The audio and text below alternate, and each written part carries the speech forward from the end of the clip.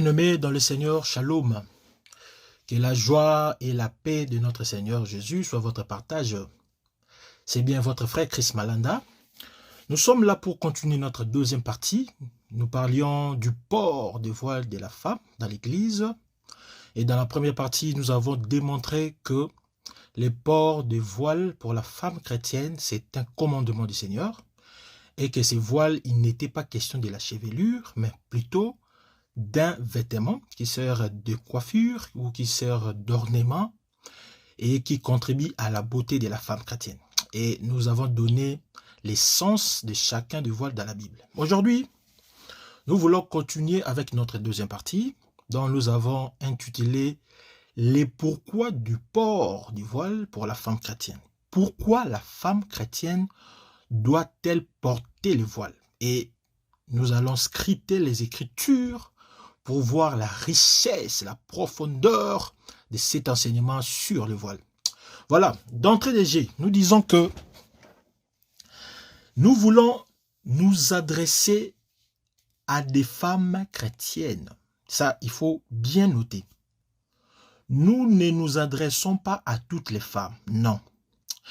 Moins encore aux femmes qui se disent chrétiennes, des soi-disant chrétiennes. Non, on ne s'adresse pas à elles. Mais nous nous adressons aux femmes chrétiennes. Il s'agit ici de la femme louée qui parle Proverbe 31, le verset 30. Il s'agit de la femme qui craint l'Éternel. C'est cette femme-là qu'on parle. C'est à elle qu'on s'adresse. On ne s'adresse pas à toutes les femmes, non frères. Nous nous adressons aux femmes qui ont fait profession de servir l'Éternel, comme 1 Timothée 2, le verset 9-10 dit. Ils ont donné toute leur vie, qu'ils servent le Seigneur dans leur façon de parler, dans leur façon de s'habiller, dans leur façon de vivre, de servir, de tenir la maison. C'est avec ces genres de femmes que nous parlons. Nous nous adressons à des femmes qui sont soumises, qui par leur conduite gagnent des âmes pour Christ à cause de leur beauté intérieure, comme 1 Pierre 3, le verset 1er à 6 dit. Nous nous adressons, bien-aimés, à des femmes qui ont l'extérieur qui convient à la sainteté, qui déclarent respecter Dieu. Elles sont retenues. Elles sont ni médisantes, ni adonnées au vin. Elles sont chastes d'esprit. Elles sont occupées aux soins domestiques. Elles sont bonnes, elles sont soumises à leur mari. C'est ces genres de femmes que nous nous adressons, comme les livres de Tite au chapitre 2, le verset 3-5 nous disent. Voilà, nous avons planté ces décors pour dire que les femmes dont nous parlions ici, ce sont des femmes qui craignent l'Éternel. C'est la femme louée de Proverbe 31. Donc il faut faire très attention. C'est avec eux que nous voulons parler pour les rappeler les Écritures. Voilà. Alors, quelles sont les raisons pour lesquelles la femme doit porter le voile?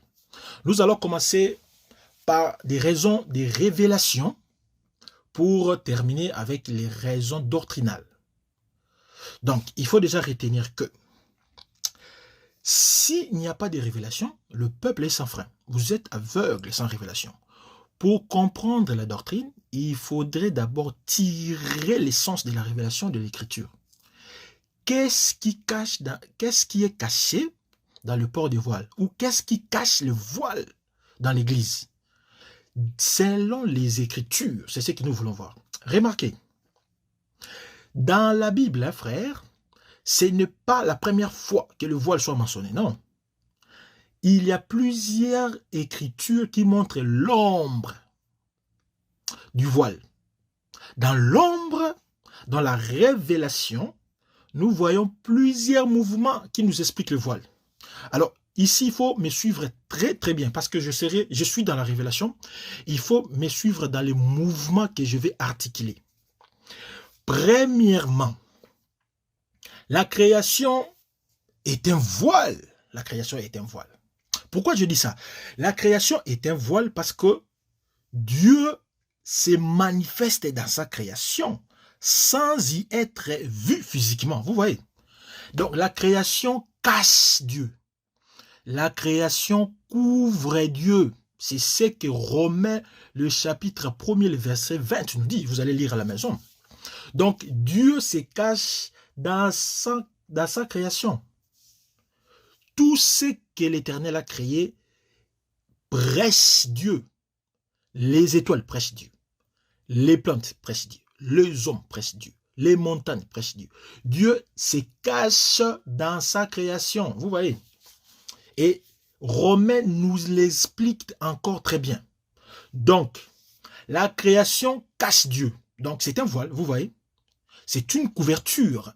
La création, c'est un voile. Et la création cache Dieu. Mais ce n'est pas tout. La deuxième raison, là, je vais toucher maintenant les corps. Dieu, dans le 6e jour, qu'est-ce qu'il a fait? Dieu va apparaître dans sa création. Au travers Adam. Dieu va créer Adam. Là, nous sommes dans Genèse 2, de verset 7. L'Éternel, qu'est-ce qu'il va faire? Il va former l'homme de la poussière de la terre. Lorsqu'il a fini de former l'homme, Dieu souffla dans ses narines un souffle de vie. Et l'homme devient une âme, un être vivant. Autrement dit, Adam devient le voile qui cachait la gloire de Dieu en lui. Parce que Dieu, en soufflant sur Adam, Dieu a pénétré dans Adam. Donc Dieu a donné la chevelure à Adam. C'est la gloire de Dieu. Donc Adam devenait le voile qui couvrait Dieu. Vous voyez? Donc Adam, c'est tout un voile. Adam cachait l'Éternel au-dedans de lui. Et le corps d'Adam, c'est tout un voile. Vous voyez? C'est tout un voile. Cela sera en fait aussi répété après par les autres corps. Parce que Dieu, lorsqu'il a créé Adam, il était dans Adam. Donc Adam cachait Dieu. Donc Adam, c'est un voile qui cachait l'Éternel, la gloire de Dieu. Et lorsque Adam a péché, qu'est-ce qui s'est fait? Dieu a quitté Adam. Parce que la gloire de l'Éternel quitte quiconque pêche. Tous ont péché, sont privés de la gloire de Dieu. Vous voyez, lorsque Adam a péché, la gloire a quitté. Et maintenant, qu'est-ce qui s'est fait? Lorsque Dieu a fait sortir les enfants d'Israël en Égypte, Dieu devait se manifester au milieu de son peuple. Et le corps que Dieu avait pris, c'était quoi? C'était la nuée. Vous voyez? Donc la nuée, c'est tout un voile qui cachait Dieu au milieu du peuple d'Israël. Là, vous pouvez lire Exode 24, 16. Donc la nuée cachait Dieu. La nuée, c'était tout un voile. Vous voyez? C'est les Écritures qui nous le disent. Lorsqu'ils ont continué dans leur pérégrination, dans leur marche, Dieu va dire à Moïse de construire la tente, les tabernacles. Vous voyez? Les tabernacles, lorsque Moïse a fini de construire, la Bible nous dit que la gloire de Dieu avait couvert toute la tente d'assignation. Et la gloire de l'Éternel remplit les tabernacles. Donc, les tabernacles étaient tout un voile qui couvrait l'Éternel. Vous voyez le mouvement? Donc, Dieu était à Adam. Dieu, après le péché, quitte Adam. Il devait se manifester au milieu de son peuple. Dieu était caché dans la nuée. Il demanda à Moïse de construire les tabernacles. Dieu serait caché encore dans les tabernacles. Là, vous pouvez lire Exode 40, les versets 33 jusqu'à 35. Là, c'est les tabernacles. Mais ce n'est pas fini. Dans le souci que Dieu habite de façon permanente au milieu de son peuple, Salomon va construire les temples, vous savez. Nous sommes dans 1 Roi 8, les versets 10 à 11. Lorsqu'on a fini de construire les temples, qu'est-ce qui s'est passé? La Bible dit, les sacrificateurs ne pouvaient plus rester au temple parce que la gloire de Dieu avait rempli les temples. Vous voyez? Donc Dieu se déverse encore dans les temples. Donc les temples, c'est tout un voile qui cachait Dieu. Vous voyez le mouvement? Donc nous progressons dans le mouvement. Le premier voile comme corps, c'est Adam. Le deuxième voile comme corps, c'est la nuée. Le troisième voile comme corps, c'est les tabernacles. Les quatrième voile comme corps, nous avons les temples. Donc Dieu habitait, restait dans les temples. Sa gloire resplendissait tous les temples. Donc les temples, c'était tout un voile. Vous voyez? Donc les temples gardaient la chevelure de Dieu, gardaient la gloire de Dieu, parce que la chevelure est donnée à la femme comme gloire. Vous voyez? Donc tous ces mouvements cachaient les voiles. Et lorsque nous parlons de voile ici, les voiles, ce n'est pas seulement ce que la femme porte dans la doctrine, mais nous sommes dans la révélation. La nature, la création cache Dieu. Adam, c'est tout un voile, caché Dieu. La nuée, les tabernacles, et puis les temples cachent Dieu. Tous ces mouvements de chercher le corps avaient pour but de chercher un vrai corps. Le vrai corps, c'était quoi? Le vrai corps, c'est Jésus-Christ. Le vrai corps, c'était Jésus-Christ. Donc, Jésus, la Bible nous dit, Jésus, Dieu habitait pleinement en Jésus. Donc, Jésus, quand tu marchais dans les rues de Jérusalem, dans les rues de Judée, dans les rues de Capernaum, dans les rues de Béthanie, c'était Dieu qui était caché au-dedans de lui. Vous voyez? Donc, Jésus, c'est tout un voile qui cachait Dieu. Voilà. Jésus, c'est tout un voile. Parce qu'on nous dira, le voile, quand on parle de voile ici, nous pensons qu'il n'y a pas d'enseignement. Mes frères, il y a un enseignement profond qui est caché dans le voile. Donc, Adam, c'était le voile qui cachait Dieu. Parce que Dieu, c'est la gloire. La nuée cachait Dieu. La tente d'assignation cachait Dieu. Les tabernacles cachaient Dieu. Tous ces mouvements, c'est le mouvement où Dieu cherchait un corps. Dieu s'est formé un corps, c'est pourquoi il habitait de façon progressive jusqu'à habiter pleinement dans le corps de Jésus. Vous voyez? Le corps de Jésus, c'est tout un voile. Là, c'est Hébreux au chapitre 10, le verset 20 nous dit. Or, le corps de Jésus, lui-même, il a dit son corps, c'est les temples. Nous sommes dans Jean 2, le verset 19 à 21. Il parlait, lorsqu'il a demandé aux Juifs de détruire les temples en 3 jours, les construire, il parlait de son corps qui est le temple. Donc, le corps de Jésus, c'était tout un temple. Vous voyez? Là, nous avons montré le deuxième mouvement par rapport au voile. Le premier mouvement, c'est la création. Le deuxième mouvement, ce sont des corps qui cachent Dieu. Et tous ces corps, nous avons dit que ce sont des voiles. Maintenant, troisième mouvement, nous avons quoi? La Bible dit ceci, mes frères. L'Éternel Dieu forma une femme de la côte qu'il avait prise de l'homme. Et il l'amena vers l'homme. Là, nous sommes dans Genèse 2, le verset 22. Donc, Dieu a formé Ève à partir de la côte d'Adam. En d'autres termes, Ève a été tirée de la côte d'Adam. Autrement dit encore, Ève était voilée par Adam. Vous voyez? Donc, Adam était le voile qui cachait Ève. Vous voyez, mes frères? Donc, Adam cachait aussi Ève. Parce que Ève a été tirée de la côte d'Adam. Donc, quand Adam marchait, lorsque Dieu regardait Adam, quand il a dit « il n'est pas bon que l'homme soit seul », c'est qu'il voyait à Adam Ève dedans. Vous voyez? Donc, Ève marchait avec Adam. C'est ce que la Bible dira aussi. Dieu créa l'homme et la femme. Voilà. Donc, la femme était cachée. Donc, Adam, c'est tout un voile parce qu'il cachait Ève. Les voiles cachent la gloire de Dieu. Vous remarquez? Maintenant, regardez. C'est le même mouvement parce que la Bible nous dit, les vrais Adam, c'est qui? C'est notre Seigneur Jésus. Donc, lorsque Jésus marchait dans les rues de Judée, Jésus cachait aussi l'église. Parce que l'église, c'est l'épouse de Christ. Vous voyez? Adam, c'est Ève, c'est l'épouse d'Adam. Adam cachait Ève. Donc, le vrai Adam, Jésus, cachait l'église. C'est pourquoi nous comprenons le mouvement de la croix. Le mouvement de la croix, lorsque le soldat lui perça les côtés, une lance, aussitôt, qu'est-ce qui était sorti? La Bible nous dit, là nous sommes dans Jean 19, le verset 34, qu'il sortit le sang et de l'eau. Voilà. Ce sont les deux témoins qui attestent la naissance.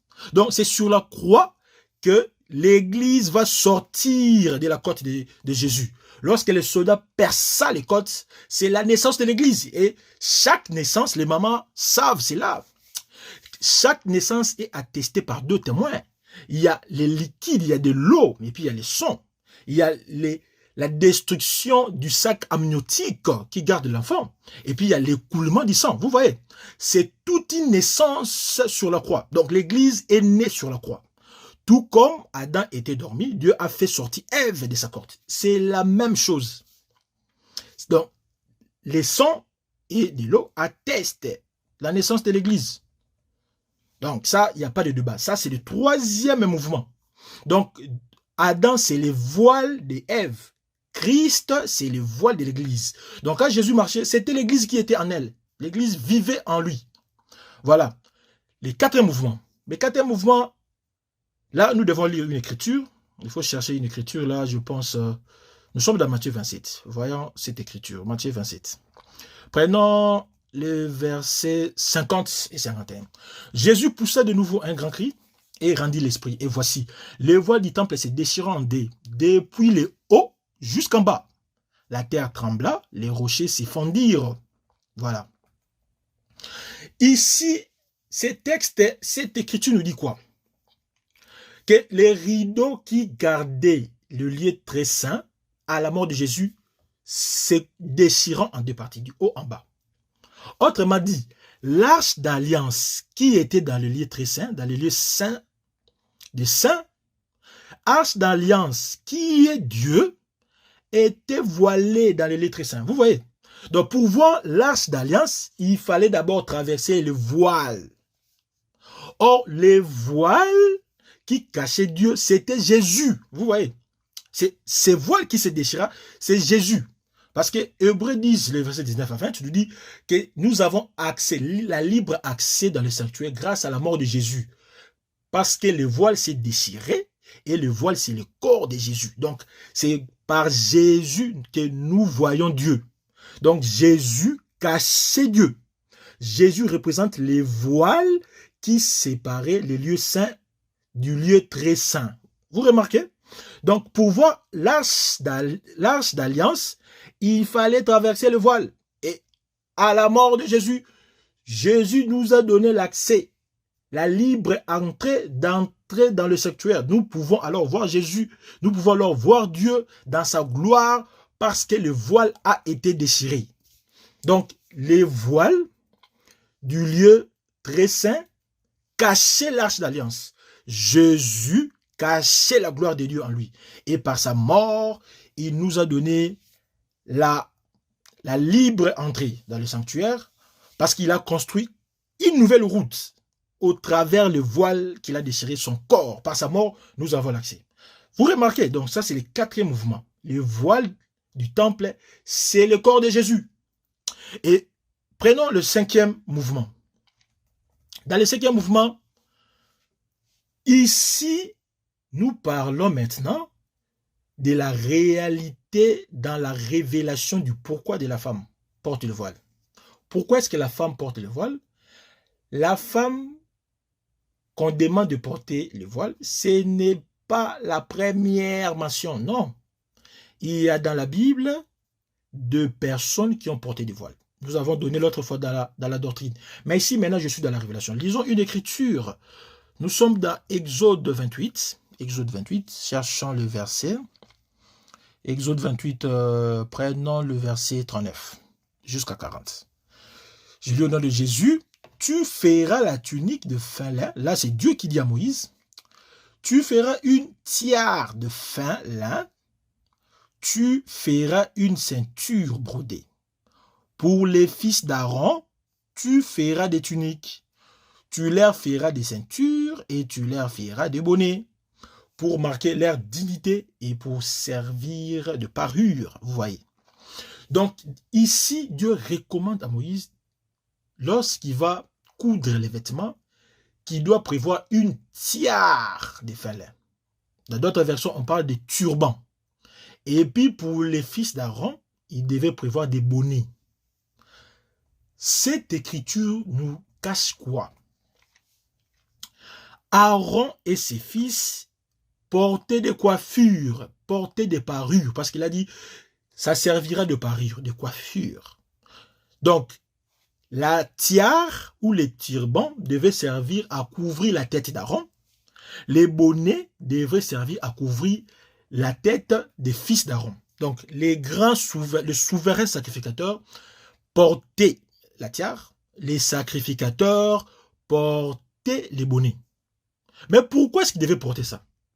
Cette écriture nous donne en révélation, ça signifie quoi? Ça signifie que lorsque Aaron entrait dans le lieu très saint, il représentait toute une femme. Voilà.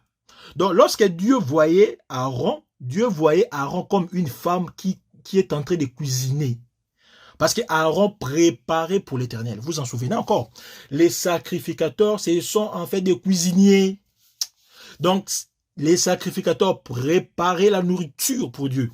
Et puisque les sacrificateurs représentaient la femme, ils devaient couvrir leur tête pour marquer leur soumission. Vous voyez? C'est un langage. Aaron et ses fils, lorsqu'ils préparaient pour l'Éternel, dans les temples, dans les tabernacles, ils étaient soumis à porter la tiare. Ils étaient soumis à porter les bonnets. Exode 39, le verset 28. Donc, Aaron portait la tiare. Il devait couvrir sa tête. Mais vous allez poser la question, pourquoi les hommes devaient couvrir la tête? Parce que dans 1 Corinthiens 11, il nous dit, l'homme ne couvre pas sa tête. Vous voyez? Mais ici, Aaron et ses fils couvraient la tête. Pourquoi? Parce que Dieu le prenait pour des femmes. C'est l'ombre de la réalité d'aujourd'hui de Christ. Donc, Aaron, comme des ministres, devait cacher la gloire de Dieu. Vous remarquez? Mais aujourd'hui, Christ, puisqu'il nous a libérés de l'ombre, de la loi qui nous condamnait, nous ne sommes plus obligés de cacher la gloire. La gloire de Dieu doit être manifestée dans la nation. Les nations doivent manifester la gloire de Dieu. C'est pourquoi nous, on ne peut pas porter des chapeaux, on ne peut pas porter des mitres comme les portent certains hommes de Dieu. Ils se disent hommes de Dieu, mais ils cachent l'Éternel. C'est pas normal. Donc, Aaron était une femme pour Dieu. Quand il cuisinait, Dieu le voyait comme une femme. C'est pourquoi, vous remarquerez, lorsque vous partez dans le restaurant, les cuisiniers ou les maîtres cuisiniers, qu'est-ce qu'ils font? Ils portent des toques. La toque des cuisiniers symbolise leur soumission à servir les clients. Ça signifie que je suis tout disposé à vous écouter, à vous servir. C'est pourquoi ils viennent en couvrant leurs cheveux, que ce soit des hommes, que ce soit des femmes. C'est une marque de soumission, de disponibilité aux besoins des clients. Vous voyez? Donc, même la nature vous communique l'enseignement. Donc, c'est très important. Aaron portait le voile, couvrait la tête parce que c'était la femme de Dieu. Dieu voyait Aaron comme une femme qui est en train de cuisiner pour lui. Et pour marquer sa soumission, Aaron devait cacher sa chevelure, devait cacher sa gloire. Et finissons dans ce 5e mouvement. Nous sommes dans le livre de Luc, au chapitre 1er, le verset 35. L'ange lui répondit, ça c'est Gabriel qui répondit à Marie, le Saint-Esprit viendra sur toi, et la puissance du Très-Haut te couvrira de son ombre. C'est pourquoi le Saint-Enfant qui naîtra de toi sera appelé Fils de Dieu. Ici, Gabriel est en train de dire à Marie que le Saint-Esprit habitera en lui. Donc, Marie, c'était le voile qui cachait le Saint-Esprit. Vous voyez? Donc Marie, quand elle est partie rendre visite à Élisabeth, elle marchait avec le Saint-Esprit. Or, le Saint-Esprit, c'est Dieu. Vous voyez? Donc, ce Saint-Esprit, c'est le Saint-Enfant, c'est Jésus.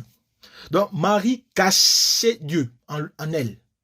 Marie, c'est tout un voile qui cachait Dieu. Or, la vraie Marie, aujourd'hui, c'est l'Église. Vous remarquez? Donc, l'Église, nous les chrétiens, nous cachons Christ. Nous cachons le Saint-Esprit en nous. Nous voyons Jésus, car il est maintenant dévoilé pour nous. Jésus est dévoilé pour nous, mais Jésus est caché pour le monde. Là, je vais extrapoler avec l'écriture d'Exode 34, les versets 33 à 34, ou dans 2 Corinthiens, le chapitre 3, le verset 13. Moïse portait les voiles. Moïse, c'est l'image de l'Église qui voit Dieu. Moïse voyait Dieu, mais les voiles cachaient la gloire de Dieu au peuple d'Israël. Vous voyez les mouvements? Donc, Moïse, c'est l'image de l'Église qui voit Dieu. Mais les voiles qu'il portait, ces voiles cachaient Israël. C'est l'image du monde. Je fais cette comparaison. Moïse et Israël. Moïse porte les voiles, mais lui voit Dieu. Mais le peuple d'Israël ne voit pas Dieu. Donc, il portait le voile pour cacher Dieu aux enfants d'Israël. Cela est répété encore dans la révélation. L'Église, nous voyons Dieu. Mais les païens, les mondes ne peuvent pas voir Dieu. Ce n'est pas moi qui réfléchis. La Bible nous le dit. Lisons un peu cette écriture. Nous sommes dans Jean, le chapitre 14. Prenons le verset 19 et 20. je lis au nom de Jésus, encore un peu de temps, et le monde ne me verra plus. Vous voyez, le monde ne me verra plus. Mais vous me verrez, car j'ai vis et vous vivrez aussi. En ces jours-là, vous connaîtrez que je suis en mon Père, que vous êtes en moi et que je suis en vous. En ces jours-là, c'est le jour du Pentecôte. En ces jours-là, le Saint-Esprit habita à nous. Donc, les jours que nous avons reçu Jésus comme Seigneur Sauveur, le Saint-Esprit habite en nous. Donc, nous voyons Dieu, nous vivons avec Dieu. Nous mangeons avec Dieu, mais les hommes ne le voient pas. Donc, notre corps des chrétiens, c'est un voile qui cache Dieu. Les païens ne peuvent pas voir Dieu. Israël ne croit pas en Jésus, à Dieu, parce qu'il ne le voit pas. Mais nous connaissons Jésus, nous confessons Jésus qu'il est Seigneur. Et ils ne peuvent pas confesser Jésus comme Seigneur, parce qu'ils ne le voient pas. Parce que Jésus lui-même a dit, le monde ne me verra plus, mais vous me verrez. Vous voyez? Donc, c'est la même chose. Lorsque nous regardons ces mouvements, c'est la même chose que Paul a répété maintenant dans la doctrine. 1 Corinthiens 11 est en train de répéter tous les 5 mouvements que nous venons de voir. Donc, dans la révélation, la création cache Dieu, les corps d'Adam, le corps des nuées, le corps du tabernacle, le corps du temple, cachait Dieu. Jésus cachait Dieu, comme Adam était le voile à Ève, Jésus, c'était le voile à l'église. Et le Saint-Esprit qui habita à Marie, c'est l'église. Nous cachons Dieu. Nous avons le Saint-Esprit, le monde ne peut pas voir. Et Aaron couvrait sa tête parce que c'était une femme. C'est pourquoi on demande aux femmes de porter le voile pour cacher leur gloire, pour montrer leur soumission devant Dieu. Il y a déjà des hommes qui ont fait ça dans la Bible. Dans la Révélation, nous avons Aaron et ses enfants. Donc, lorsque la femme chrétienne porte le voile, elle est en train de répéter le mouvement de l'ombre de Aaron et ses enfants. Voilà. Maintenant, nous voulons entrer dans la doctrine.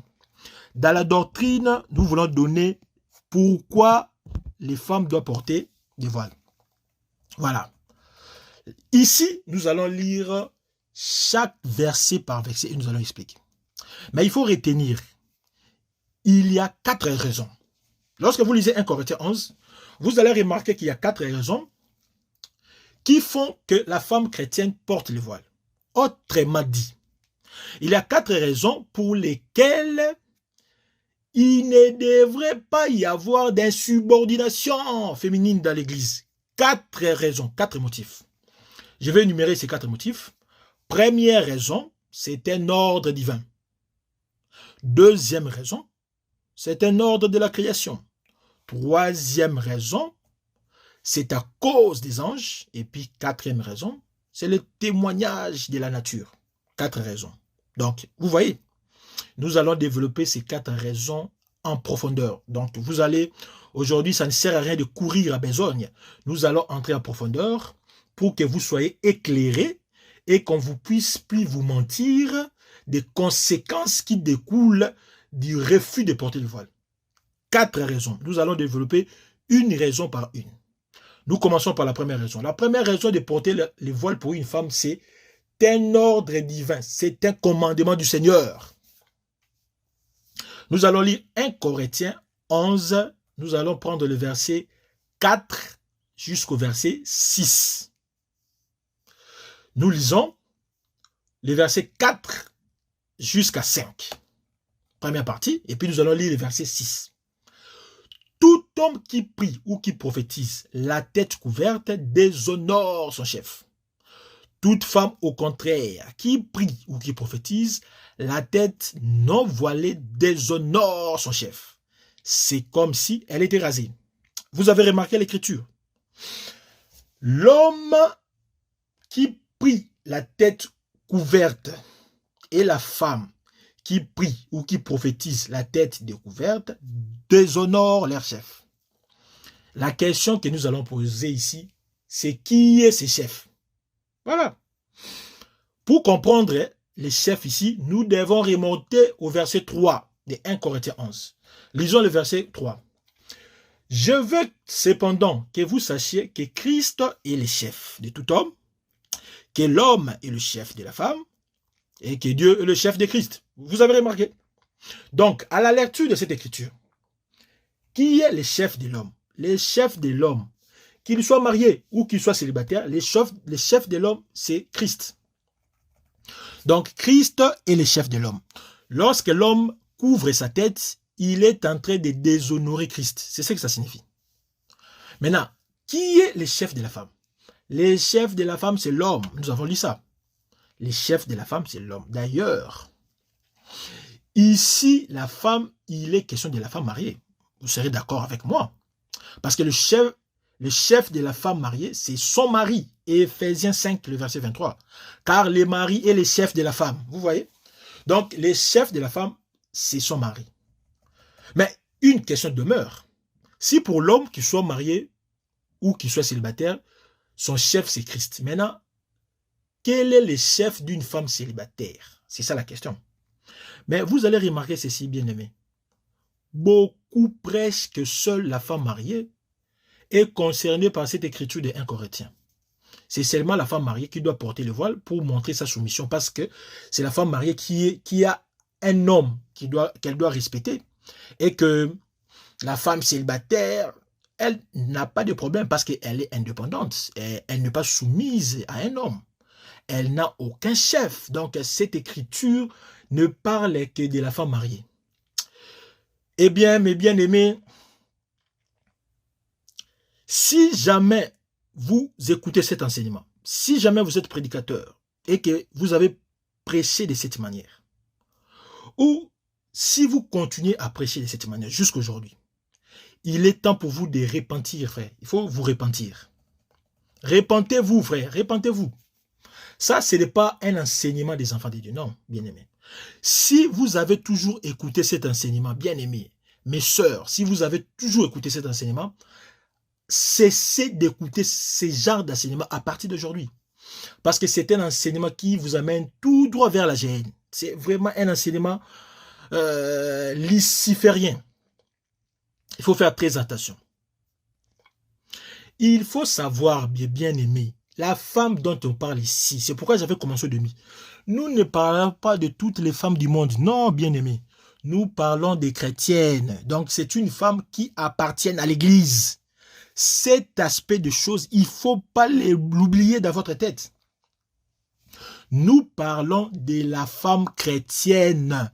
Cette femme est membre de l'Église. Ça, il ne faut pas oublier. Ceci, c'est une précision détail, bien-aimé. C'est une précision détail. La femme dont nous parlons, qu'elle doit porter les voiles, c'est une femme chrétienne. Donc, elle est membre du corps. Si nous nous référons alors à l'hiérarchie que Paul nous a établie, qu'est-ce que vous avez remarqué? Vous aurez ceci. Si la femme est mariée, voici l'hiérarchie. On aura la femme a pour chef l'homme, l'homme a pour chef Christ, Christ a pour chef Dieu. Vous voyez? Ça, c'est dans le cas d'une femme mariée. Mais si la femme est célibataire, nous aurons cette hiérarchie, ça ne change pas. La femme, puisqu'elle n'a pas l'homme qui domine sur elle, donc la femme aura pour chef Christ, parce qu'on va effacer l'homme. Et Christ aura pour chef Dieu. Cette hiérarchie ne peut pas changer, frère. Hein? Ça, vous ne voyez pas. Ce qui signifie que la femme qui n'est pas mariée a pour chef Christ. C'est ce que ces prédicateurs ne voient pas. Hein? Ils sont en train de réfléchir. Il ne faut pas réfléchir dans les choses de Dieu, bien-aimé. On ne réfléchit pas. Il faut lire les Écritures et si vous ne comprenez pas, demandez-les du Saint-Esprit. Le Saint-Esprit va vous expliquer chacune des Écritures. Parce que c'est lui l'auteur. Hein? On ne peut pas réfléchir sur une lettre d'autrui. Non, il faut demander l'auteur de cette lettre. Donc, si la femme n'est pas soumise à un homme, alors elle est soumise à Christ. Pourquoi? C'est pas moi. La Bible dit ceci. Lisons Éphésiens 5. Car le mari est le chef de la femme, comme Christ est le chef de l'Église. Vous voyez? Comme Christ est le chef de l'Église et que la femme appartient à l'Église, donc Christ est le chef de la femme. Qu'elle soit célibataire ou mariée, Christ est le chef de tout le monde. Parce que Christ est le chef de l'Église. Cette écriture, ces prédicateurs ne le voient pas. Ils sont aveugles. Donc, Christ est le chef de l'Église, conformément à Éphésiens 5, 23, c'est que la femme célibataire est soumise à Christ. Vous voyez? Mais ce n'est pas tout. Ce n'est pas tout. Que ce soit la femme, que ce soit l'homme, que nous soyons mariés, que nous soyons célibataires, nous sommes tous à Christ. Nous sommes liés à Christ. 1 Corinthiens 3, le verset 23 nous dit quoi? Tout est à vous et vous êtes à Christ et Christ est à Dieu. Vous voyez? Nous tous, nous appartenons à Christ. Et or, Christ est le chef de l'Église, donc Christ est notre chef à nous tous, que nous soyons hommes ou femmes, célibataires ou mariés. Christ est le chef de l'Église. Donc, l'homme qui prie ou qui prophétise, la tête couverte, fait un affront à la tête, à sa tête. Il fait un affront à son chef, qui est Christ. De même, la femme qui est en train de prier ou de prophétiser, la tête découverte, elle aussi fait un affront contre son chef. Ici, affront, c'est quoi? Quand j'ai dit affront, ici, je vais simplement parler de l'insulte. Vous insultez Dieu. Vous êtes en train de outrager l'Éternel. Vous êtes en train de déshonorer Dieu. Vous l'humiliez devant les hommes. Vous ne donnez pas gloire à son nom. Vous ne respectez pas Dieu. Donc, quand vous êtes sans voile, vous êtes une femme désobéissante. C'est ça. Mais quelle est la conséquence de ceux qui désobéissent, de ceux qui déshonorent Dieu? Là, nous lisons Malachie. Malachie, chapitre 2, le verset 2 dit quoi? Si vous n'écoutez pas, si vous ne prenez pas à cœur de donner gloire ou honorer mon nom, dit l'Éternel des armées, j'enverrai parmi vous la malédiction. Je vous maudirai. Je maudirai vos bénédictions. Oui, je les maudirai. Parce que vous ne l'avez pas à cœur.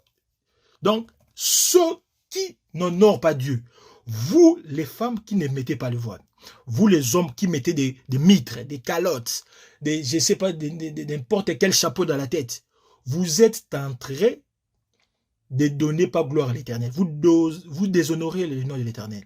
Par conséquent, vous êtes maudits. Vous êtes maudits. La malédiction, c'est la conséquence de la désobéissance de la loi.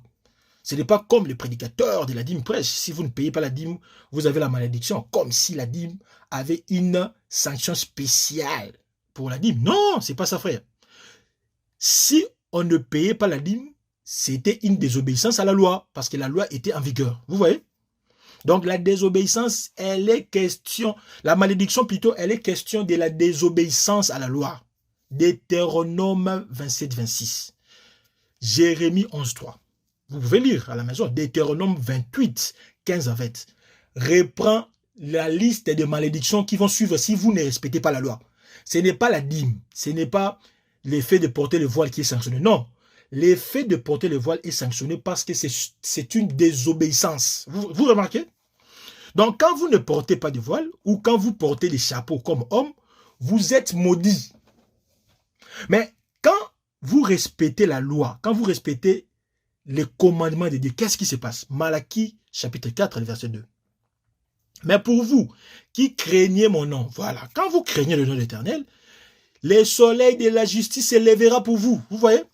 Et la guérison sera sous vos ailes. Vous sortirez et vous sauterez comme les veaux d'une étable. Quand vous respectez la loi, vous respectez le commandement de Dieu, vous êtes bénis. Le soleil de la justice se lèvera pour vous. Dieu va vous défendre. Hein? Il va justifier votre cause. La guérison sera toujours votre partage. Vous voyez? Maintenant, qu'est-ce qu'il faut faire? Est-ce qu'il faut déshonorer ou il faut respecter Dieu? Hein, mes bien-aimés. Dans la Bible, il y a l'histoire d'un homme. Il y a l'histoire d'un homme dans la Bible qui a honoré ses fils. Cet homme a honoré ses fils plus que Dieu. Ce n'est pas moi qui dis, hein? C'est pas moi qui dis. Cet homme-là a vraiment honoré ses fils plus que Dieu. Il a honoré ses fils plus que Dieu. Cet homme-là dont je parle, il s'agit du sacrificateur Élie. Le sacrificateur Élie a honoré ses enfants plus que Dieu. A honoré ses enfants plus que Dieu. Nous allons y revenir lorsque nous allons clôturer cette première raison. Voilà. Donc, il faut honorer Dieu et vous serez bénis. La bénédiction s'attache à celui qui respecte la parole de l'Éternel. Quand vous ne respectez pas la parole de l'Éternel, vous êtes un maudit. Qu'on ne vous mente pas. Qu'on ne vous incite pas à désobéir à Dieu parce que vous allez mourir. Ces pasteurs qui vous disent de ne pas porter le voile, ils vous conduisent en erreur. Donc, il fait affront contre l'Éternel et cherche votre mort. Voilà. Donc, ça, c'était le verset 5. Maintenant, prenons le verset 6. Nous lisons le verset 6 de 1 Corinthiens 11. Car si une femme n'est pas voilée, qu'elle se coupe aussi les cheveux. Or, s'il est honteux pour une femme d'avoir les cheveux coupés ou d'être rasée, qu'elle se voile. Vous remarquez ici. Donc, c'est un impératif. L'impératif, c'est quoi? C'est que la femme qui ne porte pas le voile, qu'elle se rase la tête, qu'elle devienne chauve. C'est ça. Vous ne voulez pas porter le voile, alors rasez-vous la tête. Rasez-vous la tête. Si vous serez capable, vous serez téméraire de marcher devant les hommes. Coupez, rasez votre cheveu. C'est ça l'impératif. Ou soit vous vous rasez, ou soit vous portez le voile. Et il n'y a pas de négociation. Pourquoi vous devez porter le voile? Ici, nous disons, c'est pour honorer Dieu, c'est pour donner gloire à Dieu, pour marquer que vous êtes obéissante à la parole de Dieu. Vous voyez? Donc, c'est la moindre raison. C'est la moindre raison. Maintenant, remarquez.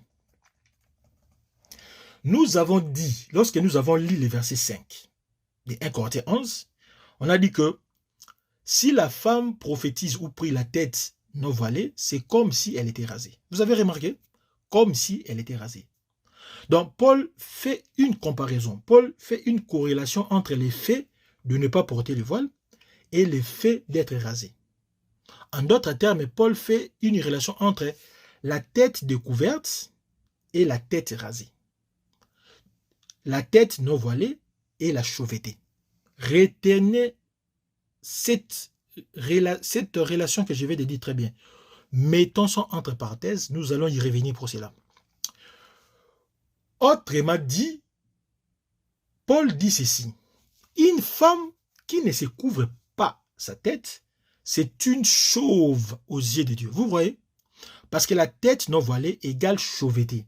Donc lorsque Dieu regarde une femme qui n'a pas son voile sur la tête, Dieu est en train de voir qu'elle est chauve, qu'elle n'a pas de cheveux spirituellement. C'est ça la conséquence. Et nous allons expliquer cela dans les lignes que nous allons bientôt la parler. Donc, mettons ça entre parenthèses, nous allons y revenir. Le verset 6 dit qu'il est honteux pour une femme d'avoir les cheveux coupés. Donc, la chauveté, c'est un sujet de honte. La chauveté, c'est un opprobre. Vous avez remarqué? Donc, il y a un lien entre la chauveté et la honte. D'où Paul a tiré cette comparaison. Chauveté égale honte. Mais pourquoi Paul a dit ça? Paul n'a pas réfléchi et Paul n'a pas créé. Remarquez, nous allons lire les Écritures. Paul a pris cette comparaison dans les Écritures, dans la loi. Ésaïe 47, le verset 1 jusqu'au verset 3. Ici, cette écriture nous dit « Ne pas porter les voiles, c'est un sujet de honte. » Donc, quand la femme n'avait pas de voile, c'était pour lui un sujet, c'était pour elle un sujet de honte. Lisons l'écriture là, rapidement. Ésaïe 47, 1 à 3. Il est écrit « Descends et assis-toi dans la poussière, vierge fille de Babylone. Assis-toi à la terre, sans trône, fille de Chaldéen. On ne t'appellera plus délicate et voluptueuse. Prends le meul et le mou de la farine. Ôte ton voile, relève le pont de ta robe. Découvre des jambes, traverse le fleuve. Ta nudité sera découverte et ta honte sera vue. Vous avez remarqué? Donc, l'effet de ôter les voiles, de relever le pont de la robe, les jambes seront vues. C'est la nudité. Et la nudité, c'est la honte. Donc, la chauveté est comparée à la nudité. Or, la nudité, c'est la honte. Donc, quand vous ne portez pas les voiles, Dieu vous voit chauve. Or, la chauveté, c'est un sujet de honte. C'est opprobre. La deuxième raison, la deuxième comparaison, Paul l'a tirée dans Ésaïe 3, les versets 16 à 17. Ici, Paul compare quoi? Parce que être chauve, c'est aussi un sujet de honte. Vous avez remarqué? Ne pas avoir le voile, c'est un sujet de honte. Être chauve, c'est un sujet de honte. Nous allons lire Ésaïe 3, 16 à 17. L'Éternel dit, parce que les filles de Sion sont orgueilleuses et qu'elles marchent le cou tendu et les regards effrontés, parce qu'elles vont à petits pas et qu'elles font résonner les boucles de leurs pieds, le Seigneur rendra chauve le sommet de la tête des filles de Sion. Vous avez remarqué? L'Éternel découvrira leur nudité. Vous avez remarqué? Donc, lorsque Dieu va couper les cheveux à cause de l'orgueil des filles de Sion, leur nudité sera vue de tout le monde. Et c'est un sujet de honte, parce que la nudité, c'est la honte. Donc, nous avons compris que la tête découverte signifie la chauveté. C'est la même chose. Donc, quand une femme ne porte pas de voile, elle est chauve spirituellement. Or, la chauveté, c'est la honte. Donc, la tête découverte, c'est la honte. Est-ce que vous avez remarqué? C'est un peu de syllogisme ici. Ici, c'est pourquoi on dit que le prédicateur doit avoir une certaine intelligence. Il faut une certaine compréhension des Écritures. Parce que ce n'est pas facile de comprendre les Écritures si vous n'avez pas un minimum d'intelligence. Donc, la tête découverte, c'est la chauveté. Or, la chauveté, c'est la honte. Donc, la tête découverte, c'est la honte. Vous avez remarqué? Donc, ces parallélismes que l'apôtre Paul compare les cheveux rasés à la tête découverte, ça doit aider, par conséquence, la femme à comprendre que quel déshonneur qu'elle donne au Seigneur lorsqu'elle ne porte pas son voile. C'est quel déshonneur? C'est la honte. Elle fait honte au Seigneur. Elle salit le nom du Seigneur. Vous voyez, vous êtes en train de discréditer le nom du Seigneur. Vous êtes en train de porter une atteinte à l'honneur de Dieu. Bien-aimée, ma sœur. Donc, lorsque vous ne portez pas le voile, vous déshonorez le nom de Dieu. Vous voyez? Parce que Élie a déshonoré Dieu à cause de ses fils. Élie, le sacrificateur Élie, a honoré ses fils plus que Dieu. Voilà, ici je vais faire maintenant le commentaire. J'entre ici. Nous sommes dans 1 Samuel, je pense. 1 Samuel 2, le verset 27 jusqu'à la fin 34, comme ça. Élie a gardé silence devant le méfait de ses enfants. Dieu lui a dit, tes enfants, voici ce qu'ils font. Ils mangent les parts qui me sont réservées. Mais Élie était censé de réprimander ses enfants. Élie était censé de corriger ses fils qui bafouaient la table du Seigneur. Mais qu'est-ce qu'Élie a fait? Les sacrificateurs, Élie a gardé silence. Il n'a pas reproché sévèrement ses enfants. Il a pris part de ses enfants. Vous voyez? Parce que honorer Dieu, c'est quoi? Honorer Dieu, c'est chercher l'intérêt de Dieu en tout. C'est ça, honorer Dieu. C'est chercher la gloire de Dieu. C'est ça, honorer. Les sacrificateurs, Élie n'a pas cherché l'intérêt de Dieu. Il a regardé les intérêts de ses fils. Nous avons encore beaucoup d'Élie chez nous. Il y a plusieurs sacrificateurs Élie dans l'église aujourd'hui. Ils sont là. Ce sont des hommes de Dieu qui honorent leurs fidèles au détriment de Dieu. Vous voyez? Ils honorent leurs femmes en leur cédant la chair pour prêcher au détriment de Dieu. Ils vous disent que la femme peut prêcher parce qu'il sait qu'il doit propulser sa femme comme pasteur. Ces hommes de Dieu représentent autrement les sacrificateurs Élie. Mais la Bible nous dit ceci, bien aimé. Dieu honore ce qu'il honore. Vous voyez? Dieu honore ce qu'il honore. Quand vous ne l'honorez pas, vous serez méprisé par Dieu. C'est ce qui arrivera. Vous honorez Dieu par la bouche. Vous honorez Dieu par les lèvres. Mais dans le cœur, il n'y a rien du tout. Vous gardez aucun commandement. Vous êtes éloigné de Dieu par vos gestes. Honorer des bouches, ça signifie écouter sans mettre en pratique. Alors que Jacques 1er, le verset 22, nous dit que nous devons mettre en pratique la parole de Dieu. On ne peut pas s'aborner, on ne peut pas borner d'écouter simplement, de réfléchir. Nous sommes en train de faire des raisonnements au lieu d'appliquer la parole de Dieu. Appliquons simplement la parole. Jacques 1er, le verset 22. Appliquez, mettez en pratique la parole et ne vous bornez pas à l'écouter. N'écoutons pas comme des philosophes. Vous êtes en train de philosopher. Vous voyez, faites ceci. Frère, arrêtez ces choses. Comment est-ce qu'Élie et ses enfants ont fini? C'est la même conséquence qui vont suivre. Parce que le même effet produit les mêmes conséquences. Si vous persistez à suivre vos pasteurs qui vous disent de ne pas porter le voile, vous allez finir comme les enfants d'Élie. Vous allez finir comme Ophni et Phiné. Vous savez comment ils sont finis? Élie a été retiré du sacerdoce.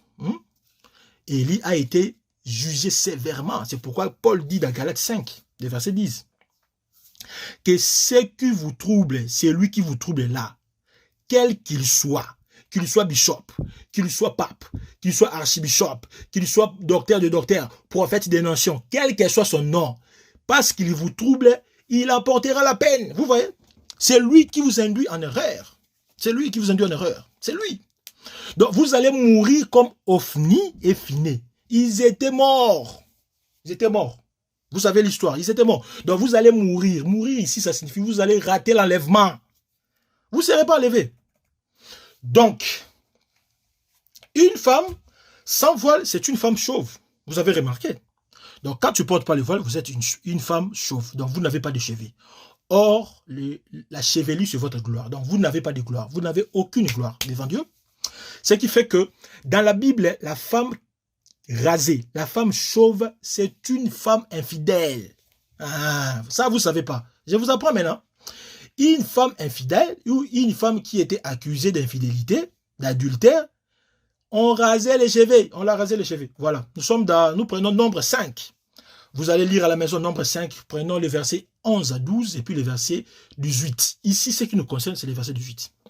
Je vais lire le verset 18. Suivez-moi bien. Le verset 18. Qu'est-ce qu'il dit? Les sacrificateurs fera tenir la femme debout devant l'Éternel. Il découvrira la tête de la femme et lui posera sur les mains l'offrande de souvenir, l'offrande de jalousie. Les sacrificateurs aura dans sa main les eaux amères qui apportent la malédiction. Vous remarquez?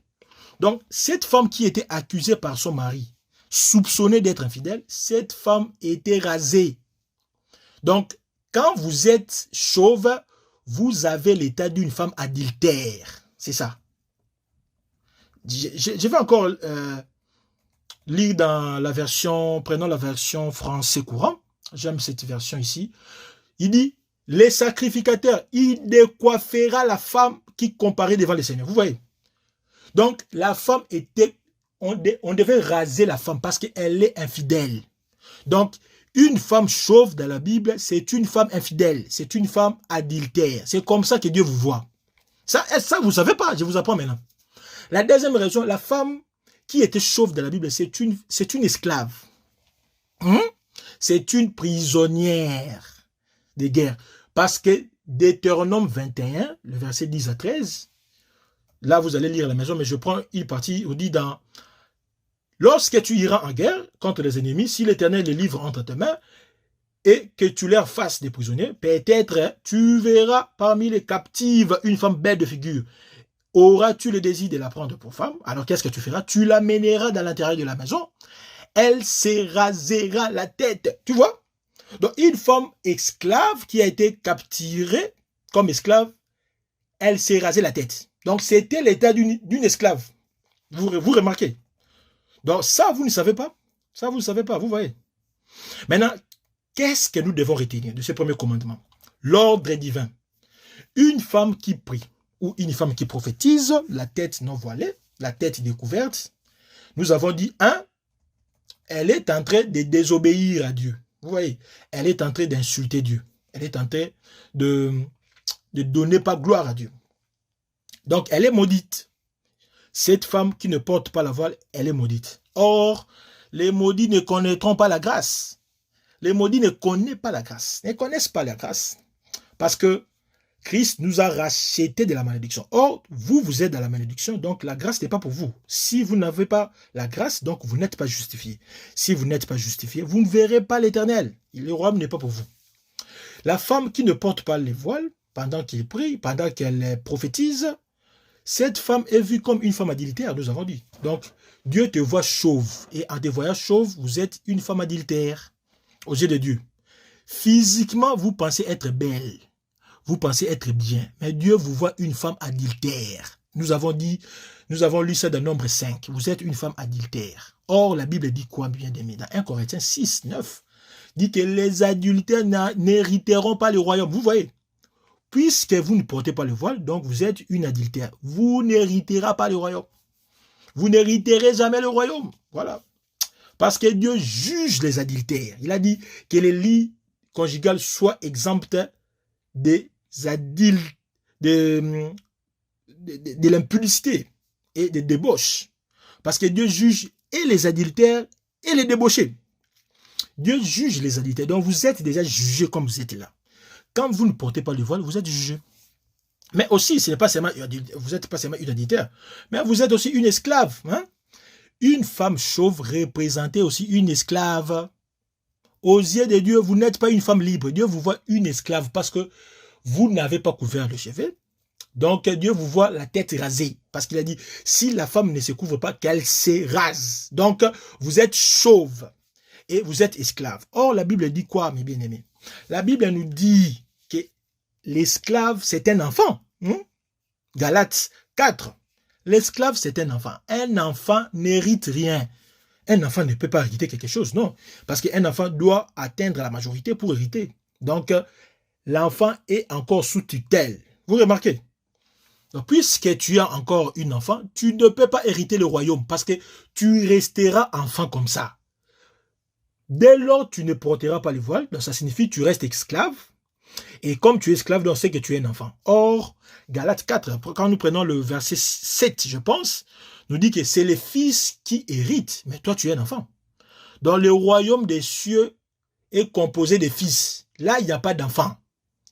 Hein? Il n'y a pas de femmes dans le royaume de Dieu. Il n'y a pas de femmes. Quand je dis femme ici, il ne faut pas me dire la femme physique, non. Ça signifie qu'il n'y a pas de corps qui pêche. Voilà. Donc, Dieu vous voit une esclave. Dieu vous voit une adultère et Dieu vous voit une désobéissante. Donc, pensez à être maintenant en ordre avec l'Éternel. Là, nous avons fini avec la première raison qui était l'ordre divin. Nous prenons la deuxième raison, l'ordre de la création. Nous sommes dans les versets 7 à 9 et puis 11 à 12. Nous lisons 1 Corinthiens 11, 7 à 9 et puis 11 à 12. L'homme ne doit pas se couvrir la tête puisqu'il est l'image et la gloire de Dieu. Tandis que la femme est la gloire de l'homme. En effet, l'homme n'a pas été tiré de la femme, mais la femme a été tirée de l'homme. Et l'homme n'a pas été créé à cause de la femme, mais la femme a été créée à cause de l'homme. Toutefois, dans le Seigneur, la femme n'est point sans l'homme, ni l'homme sans la femme. Car de même que la femme a été tirée de l'homme, de même que l'homme existe par la femme, et tout vient de Dieu. Donc, remarquez ici. Lorsque nous lisons 1 Corinthiens 11, nous prenons le verset 11 et 12, nous comprenons que bien que les deux, l'homme et la femme sont interdépendants. Vous avez remarqué.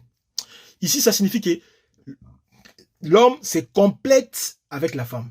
Donc, la femme a été tirée de l'homme, de même que l'homme existe par la femme. C'est ça, l'interdépendance. Mais les deux sont venus de Dieu. Vous avez remarqué, c'est Dieu qui les a créés, les deux. Il a créé l'homme et la femme. Vous avez remarqué? Donc, on ne peut pas séparer les deux. L'homme reste attaché à la femme reste attachée à l'homme. Bien que les deux soient interdépendants, l'homme est différent de la femme reste différente de l'homme. C'est ça l'ordre de la création. À cause de cet ordre de la création qui veut que l'homme reste homme et femme reste femme, bien que les deux sont interdépendants, la femme doit porter le voile. Voilà, c'est ce que ça signifie. Pourquoi j'ai dit ça? La Bible nous enseigne que la femme est différente de l'homme dans tout point de vue. Nous allons citer le point de différence que la Bible a donné elle-même. Le point de différence. Donc, lorsque Dieu a créé l'homme, lorsque Dieu a créé la femme, Dieu a mis des signes de différence entre l'homme et la femme. Quels sont ces signes? La première différence, la femme, c'est la gloire de l'homme. Vous avez remarqué? La femme, c'est la gloire de l'homme. Là, vous pouvez lire dans 1 Corinthiens 11, 7, nous avons lu ça. Deuxièmement, la femme a été tirée de l'homme. Tu vois, l'homme n'a jamais été tiré de la femme. Mais la femme a été tirée de l'homme. C'est ça la différence. Genèse 2, le verset 20 à 23, 1 Corinthiens 11. Nous avons lu le verset 8 ici. Troisièmement, la femme a été créée à cause de l'homme. Non l'inverse. 1 Corinthiens 11, 9. Troisième raison. Quatrième raison. La femme a des désirs dont la solution se trouve chez l'homme. Hein? Genèse 3, 16. Tu auras pour solution tes désirs te porteront sur ton mari et c'est lui qui doit trouver les solutions. Vous avez remarqué cette écriture. Ça, c'est cinquièmement. Sixièmement, la femme c'est un être de soumission. La femme a été créée pour se soumettre. Genèse 3,16. Éphésiens 5, 22 à 24 et 33. Colossiens 3, 18. 1 Pierre 3, 1. 1 Timothée 2, le verset 12. Tite 2, le verset 5. La femme est un être de soumission. Parce qu'elle est un être de soumission, la femme, par conséquent, elle est subordonnée. La femme est subordonnée. Voilà. C'est la différence. L'homme n'est pas subordonné à la femme. Non. La femme est subordonnée à l'homme. Nous avons dit d'ailleurs, la femme a pour chef l'homme. Donc, elle est subordonnée à l'homme. C'est 1 Corinthiens 11, 3 qui nous a dit ça. Donc, c'est très important.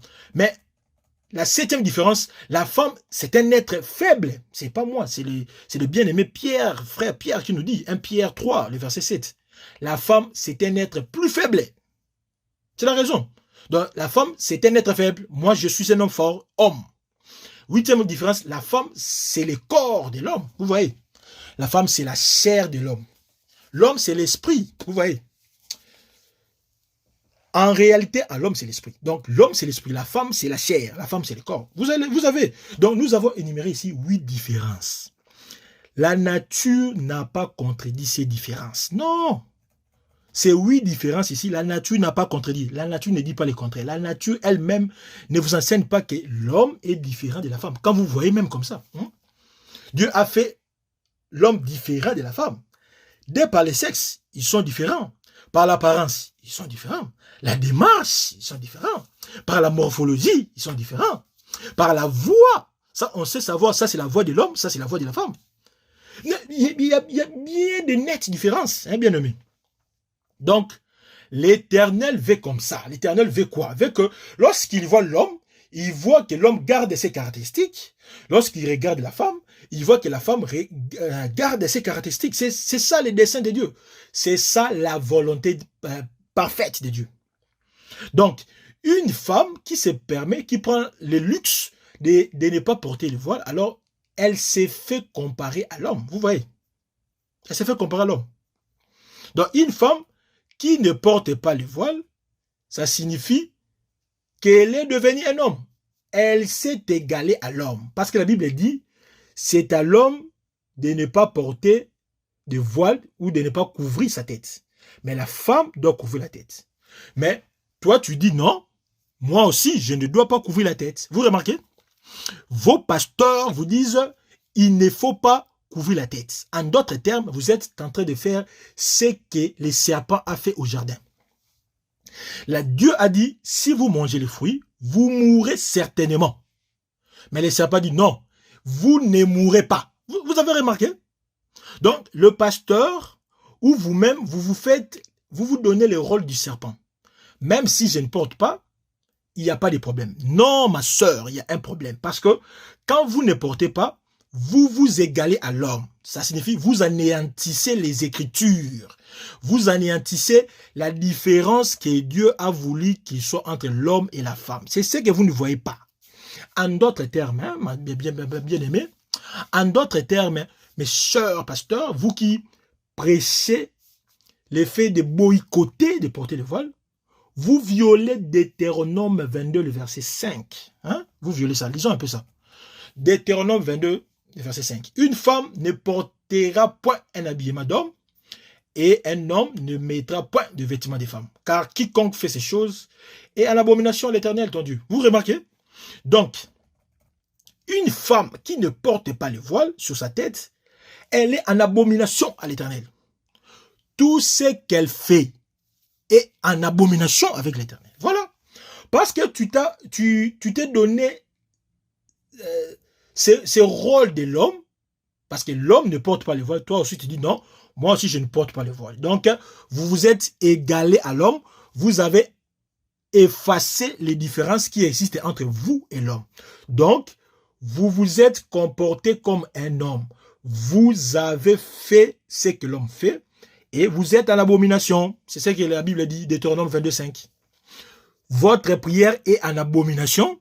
Vos dîmes sont en abomination. Vos offrandes sont en abomination. Votre présence dans l'église, c'est une abomination.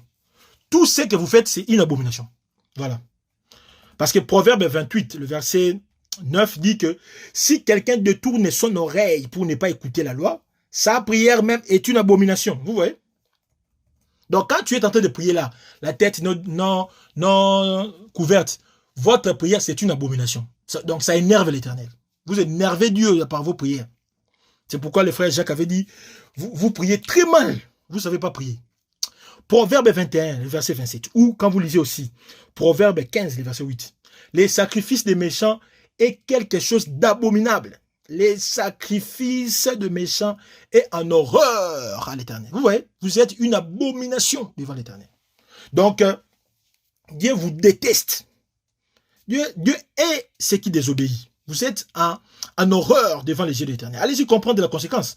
Quand Dieu vous déteste, quelle est la conséquence? Vous-même donnez la conséquence. Donc, ça, c'était la deuxième raison. C'est l'ordre de la création. Maintenant, troisième raison. La troisième raison, c'est la crainte des anges. La crainte des anges. Nous lisons 1 Corinthiens 11, verset 10. C'est pourquoi la femme, à cause des anges, doit avoir sur la tête une marque de l'autorité dont elle dépend. Voilà. Donc, la marque ici, qui doit être sur la tête de la femme, c'est le voile. Ce n'est pas les cheveux, c'est le voile. Et l'autorité dont elle dépend, nous avons dit que c'est Christ. Si elle est mariée, c'est son mari. Si elle n'est pas mariée, c'est Christ. Dans tous les deux cas, les chefs de la femme, c'est Christ. Ça, nous sommes d'accord.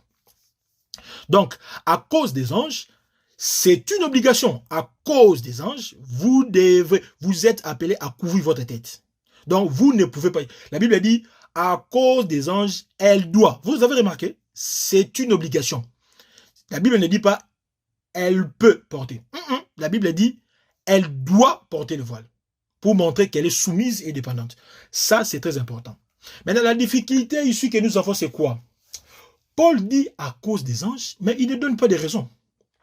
Il n'évoque pas, il ne donne pas d'explication. Pourquoi la femme doit être soumise, doit porter le voile à cause des anges? Paul ne donne pas de raison. Et ne serez pas tenté pour dire qu'il n'y a pas de raison. Vous voyez, à cause des anges, c'est vague. Non, bien aimé. Non, c'est pas ça. C'est pas ça. C'est pas ça. Si Paul n'a pas donné les raisons, c'est parce que les chrétiens de Corinthe savaient cet enseignement. Oui, ils savaient cela. Les chrétiens de Corinthe comprenaient ce que Paul disait, parce qu'il avait l'enseignement sur les anges. C'est toi qui n'en as pas. Tu vois, c'est toi qui manques cet enseignement. Et aujourd'hui, par la grâce de Dieu, tu auras cet enseignement des anges. Tu vois? À cause des anges, la femme doit porter des voiles. Les chrétiens de Corinthe savaient cet enseignement. Mais tu me poseras la question, mais comment toi tu sais que les Corinthiens savaient cet enseignement? L'église de Corinthe savait cet enseignement. C'est simple. Lisons une écriture. Nous sommes dans 2 Thessaloniciens 2,5. Ne vous souvenez-vous pas que je vous disais ces choses lorsque j'étais encore chez vous? La version française courante dit, quand j'étais encore avec vous, je vous en avais parlé. Est-ce que vous l'avez déjà oublié? Tu vois? Donc, Paul ici, quand il était à l'église des Thessaloniques, Paul avait déjà enseigné sur ces choses. C'est pourquoi ici, dans 2 Thessaloniciens 2,5, il n'a pas voulu répéter la même chose parce que l'enseignement, c'était quoi? C'était la seconde venue de Christ. Paul en avait déjà parlé dans 1 Thessaloniciens 4, 13 à 18. Vous voyez? Donc, Paul a déjà enseigné, c'est là. Il n'a pas voulu se répéter. C'est la même chose. Les Corinthiens, l'église des Corinthiens avait l'enseignement sur les anges. Ce qui fait que dans 1 Corinthiens 11, Paul ne peut pas expliquer, Paul ne peut pas donner les raisons pour lesquelles la femme doit porter le voile. Non, non, parce que les Corinthiens savaient cet enseignement. Les Corinthiens avaient cet enseignement. C'est seulement toi qui ne connais pas. Mais vous allez apprendre aujourd'hui. Voilà. Il faut savoir ceci. Dans la Bible, le mot ange, c'est le messager. Ça, vous savez déjà. Mais quand on parle des anges, beaucoup ont toujours dans leur tête l'idée des anges de Dieu. Donc des anges qui vivent dans le ciel. C'est bien. Vous n'avez pas tort. Hein? Mais les anges ne sont pas seulement les anges de cieux. Non, non.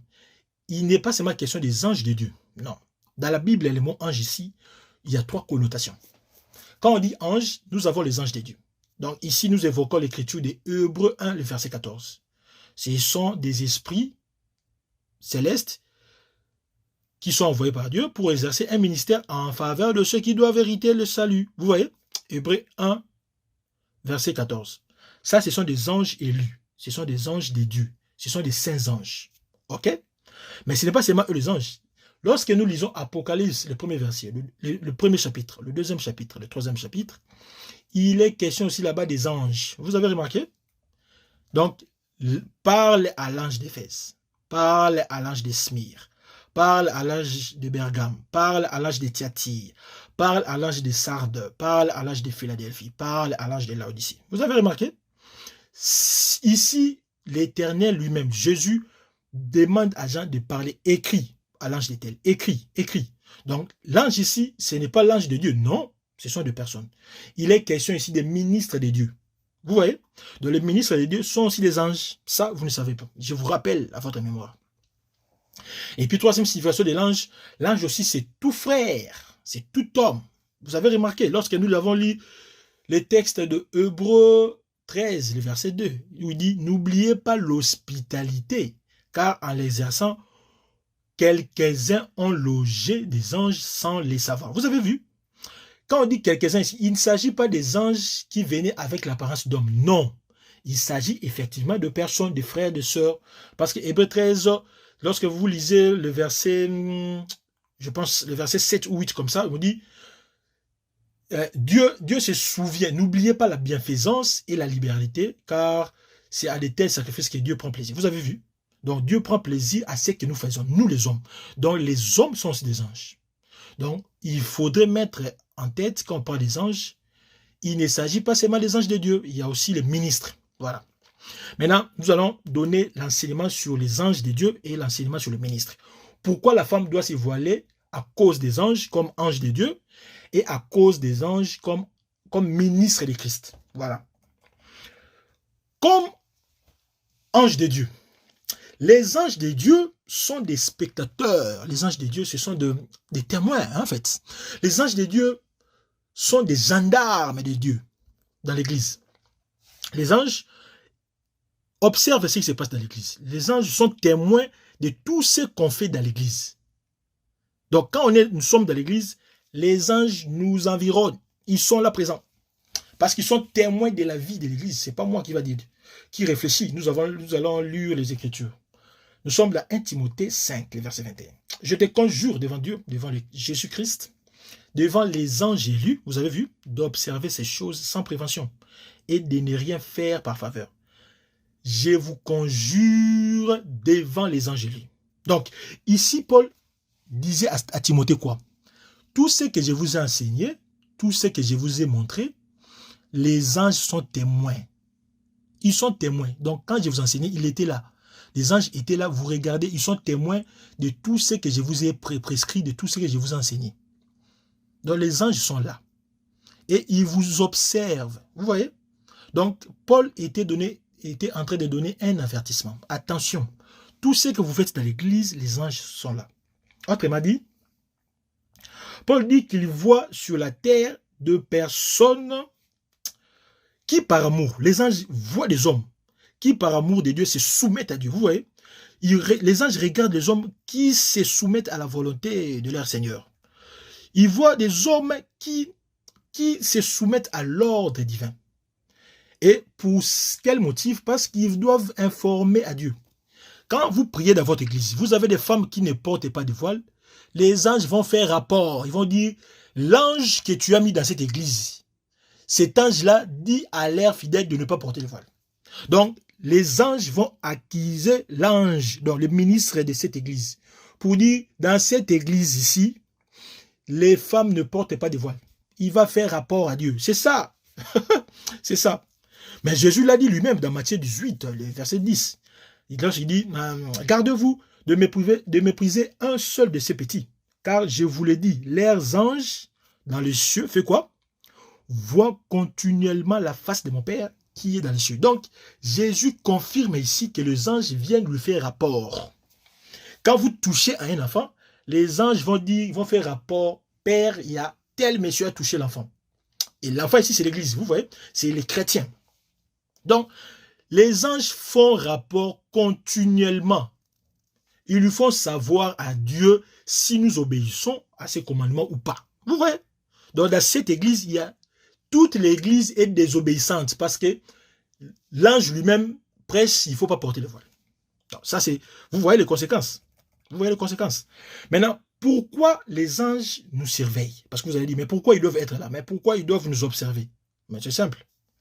C'est parce que les anges ont reçu de Dieu la mission d'exercer un ministère. Vous voyez, Hébreux 11, Hébreux 1, 14 nous a dit. Ils ont reçu de Dieu la mission d'intervenir, de sauver les chrétiens. Là, vous pouvez lire dans la maison. Dans Hébreux 1, 14 dit ça. Psaume 34, 7. Si vous allez lire à la maison, vous pouvez aussi lire Psaume 91, 11 à 12. Vous voyez? Donc les anges exercent un ministère, les anges nous protègent. L'ange de l'Éternel campe tout autour de ceux qui les craignent pour les arracher. Vous voyez? Donc ils viennent nous secourir. C'est pourquoi ils nous observent. L'ange ne peut pas sauver un chrétien désobéissant. Impossible. Parce que la Bible dit, l'ange de l'Éternel campe tout autour de ceux qui craignent l'Éternel. Toi, tu ne crains pas l'Éternel. Quel ange qui va te sauver? Personne. Quel ange qui va intervenir pour vous? Personne. Vous voyez? Personne. Mais la deuxième raison, c'est aussi parce que les anges ont été témoins lorsque Dieu donnait les 10 commandements. Vous voyez? Lorsque Dieu donnait les 10 commandements, lorsque Dieu donnait la loi à Moïse, toute la loi à Moïse, les anges étaient là. D'ailleurs, c'est par leur ministère que Moïse a reçu la loi. Hein? Ça, vous ne savez pas? Vous ne savez pas ça? Donc, les anges, c'est eux qui ont remis la loi. Ils ont fait l'interface, l'intermédiaire entre Dieu et Moïse. Il y a plusieurs écritures qui attestent. Hébreux 2, le verset 2. Acte 7, le verset 38. Acte 7, le verset 53. Galates 3, le verset 19. Toutes ces écritures démontrent que les anges ont été témoins. Donc, ils savent la loi. Donc, ils savent quand vous violez, vous avez violé telle prescription. Les anges savent ça. Parce que c'est eux qui ont remis la loi à Moïse. Donc, ils vont simplement noter. Telle église, ils ont violé Deutéronome 22.5. Telle église, ils ont violé tel Exode 15. Ainsi de suite. C'est comme ça qu'ils font. C'est comme ça qu'ils font. Voilà. La deuxième raison, ou le deuxième enseignement, que vous ne savez pas, que les anges veulent connaître l'infinie sagesse variée qui est dans l'église. Dans l'église, Dieu parle de plusieurs manières. Dieu a donné des révélations à son épouse. Les anges ne savent pas cette connaissance. Les anges regardent l'église pour apprendre. Mais ça, vous ne le savez pas. Donc, ils sont là non seulement pour vous sanctionner, pour contrôler qui ne respecte pas, comme des gendarmes, mais les anges aussi veulent apprendre. Maintenant, vous, dans votre église, vous apprenez quoi aux anges? Parce que vous induisez vos fidèles en erreur. Le peuple de Dieu en erreur. Donc, les anges n'apprennent rien du tout. Au contraire, ils sont attristés quand vous dites ces choses. Voilà. Nous allons lire les Écritures. Nous sommes à 1 Pierre 3. Plutôt, 1 Pierre, le premier chapitre, le verset 12. 1 Pierre 1, 12.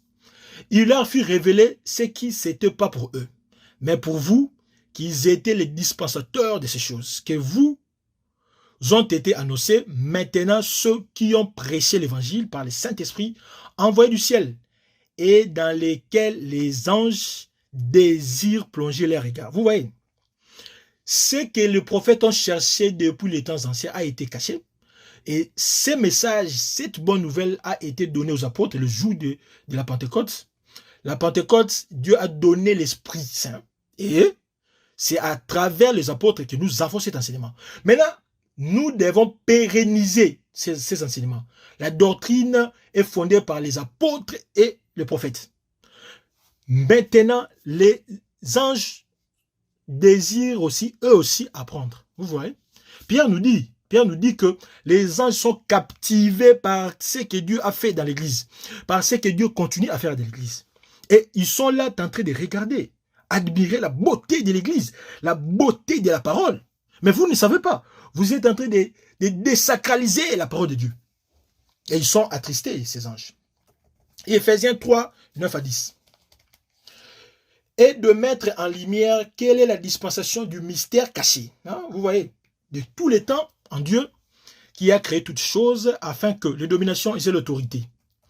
Dans les lieux célestes, ici, les dominations et les autorités, il s'agit question des anges. Voilà.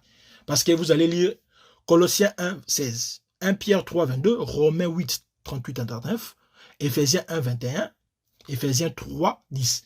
Les tout là parlent des anges. Donc, les autorités, les dominations dans les lieux célestes, ils sont des anges.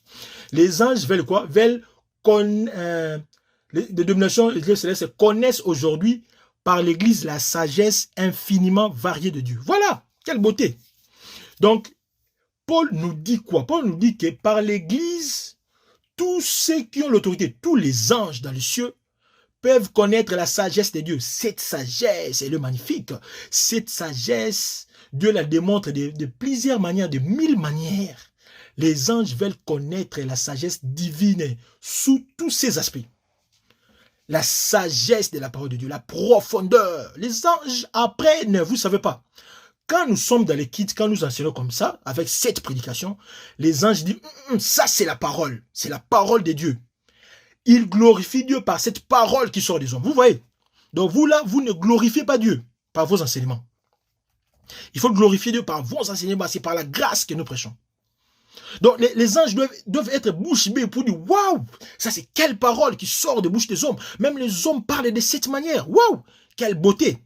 Mais vous ne le faites pas. Mais pourquoi les anges veulent apprendre? Vous allez poser cette question. Mais pourquoi les anges veulent apprendre? Ça, nous n'allons pas réfléchir. C'est simplement, c'est parce que les mystères de la piété, les mystères de la piété, c'est l'incarnation de Dieu s'est fait chair en Jésus. Les mystères de la piété s'étaient manifestés à nous, pas aux anges. Les anges n'ont pas eu la prédication du mystère de la piété. Le mystère de la piété a été révélé aux hommes. Mais les anges ont seulement vu. Ils n'ont pas eu cet enseignement. Voilà. Nous allons lire une écriture. Nous sommes dans 1 Timothée 3,16. 1 Timothée 3,16. Sans contredire, le mystère de la piété est grand. C'est lui qui a été manifesté en chair, justifié par l'Esprit, vu des anges. Vous voyez, prêché aux gentils, cru dans le monde, élevé dans la gloire. Gloire au Jésus. Donc, les anges ont seulement vu la manifestation de la puissance de Dieu. Mais la prédication de cette magnificence de Dieu, les anges ne le savent pas. C'est nous qui avons eu cette magnificence. C'est la puissance de Dieu déversée à l'homme. C'est ça l'enseignement. Les anges veulent apprendre, veulent connaître ces choses. Mais vous ne le faites pas. Vous n'enseignez pas les anges par vos prédications. Par vos prédications qui regarde que la terre, vous allez voyager, il faut chasser les démons, il faut acheter de l'huile. Ça, les démons, ça, même les démons sont étonnés. Les anges ne peuvent pas apprendre ces choses. C'est ridicule, c'est bizarre. Les anges apprennent la magnificence de la parole de Dieu, la puissance de la parole. Paul dit, j'ai prêché par puissance de Dieu. Vous voyez? Les anges veulent écouter ces choses. C'est pourquoi ils sont dans nos cultes. Voilà. Le troisième enseignement que vous ne savez pas à cause des anges de Dieu, que les anges sont directement impliqués dans nos prières. Voilà. Donc quand nous prions, dans le culte comme ça, les anges apportent nos prières vers Dieu. Maintenant, vous ne portez pas le voile. Déjà, votre prière est en abomination avec Dieu. Maintenant, qui va porter vos prières? Toute l'église, vous priez, aucune femme a de voile. Donc, toute la prière d'église reste là. Personne ne va mener ça au-dessus. Vous voyez? Donc, vous priez inutilement. D'ailleurs, votre prière est en abomination. Nous avons dit ça. Quand vous ne portez pas les voiles, votre prière est en abomination. Et ce qui est en abomination, les anges ne peuvent pas être là. Donc, les anges vous quittent. Vous êtes seuls. Et quand les anges quittent, ça signifie que les anges accompagnent toujours l'Éternel. Donc, Dieu n'est pas au milieu de vous. Là où 2 ou 3 personnes sont réunies, je suis avec eux. Mais Dieu est avec ceux qui craignent son nom. Vous ne craignez pas la parole, parce que son nom, c'est la parole. Quand vous ne craignez pas la parole, Dieu n'est pas avec vous, bien-aimés. Il ne faut pas vous hasarder. Ça, c'est la vérité. Vous ne respectez pas la parole, Dieu ne peut pas être avec vous. Quand une femme prêche au milieu de vous, Dieu n'est pas là. Dieu n'est pas là. Les anges ne peuvent pas assister dans ces bêtises. Non, non, non, ils ne peuvent pas. Ça, c'est la parole d'autorité. Vous comprenez, en fait, mes frères. Apocalypse 8, les versets 3 à 4, c'est ce qu'il nous dit. Voilà ce que font les anges. Et un autre ange vint, et il s'éteint sur l'autel, ayant un encensoir d'or. On lui donna beaucoup de parfums, afin qu'il offrit, avec des prières de tous les saints, sur l'autel d'or qui est devant le trône. La fumée de parfum monta, avec les prières des saints, dès la main de l'ange devant Dieu. Vous voyez? Donc la prière monte dès la main de l'ange. Donc les anges apportent nos prières.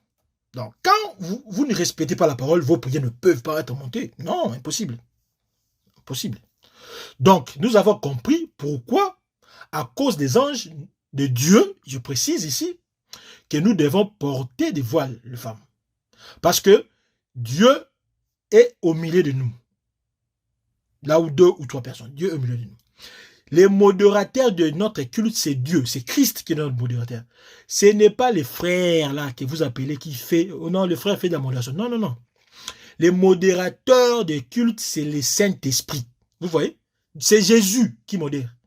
Donc, les frères qui nous conduisent dans les programmes, ce n'est pas les modérateurs, c'est les présidents du culte. Ça, c'est la Bible, c'est comme ça la Bible appelle. Donc, les frères qui nous conduisent dans les cultes, c'est les présidents du culte. Mais les modérateurs, le modérateur, ça signifie, c'est lui qui donne la pensée, c'est lui qui dit ce que vous devez faire, comment vous allez faire, c'est lui-même Jésus, parce que les cultes, c'est Christ qui conduit les cultes, c'est pas nous. Donc, le modérateur ne peut pas être là quand vous n'avez pas porté de voile, il ne peut pas être là. Mais, lorsque Dieu est au milieu de nous, Dieu se promène toujours avec des anges. La gloire de l'Éternel est accompagnée avec des anges. Et le trône de Dieu, vous saviez bien avec moi que le trône de Dieu est entouré de chérubins. Donc, ces anges sont des chérubins. Donc, les chérubins ne peuvent pas être là pour suivre ça. Mais aussi, parce que le trône de Dieu est couronné par les chérubins protègent Dieu. Vous voyez? Donc, les chérubins ne peuvent pas vous laisser faire n'importe quoi dans l'église. Or, l'église, c'est le corps de Christ. Le corps de Christ, c'est son temple.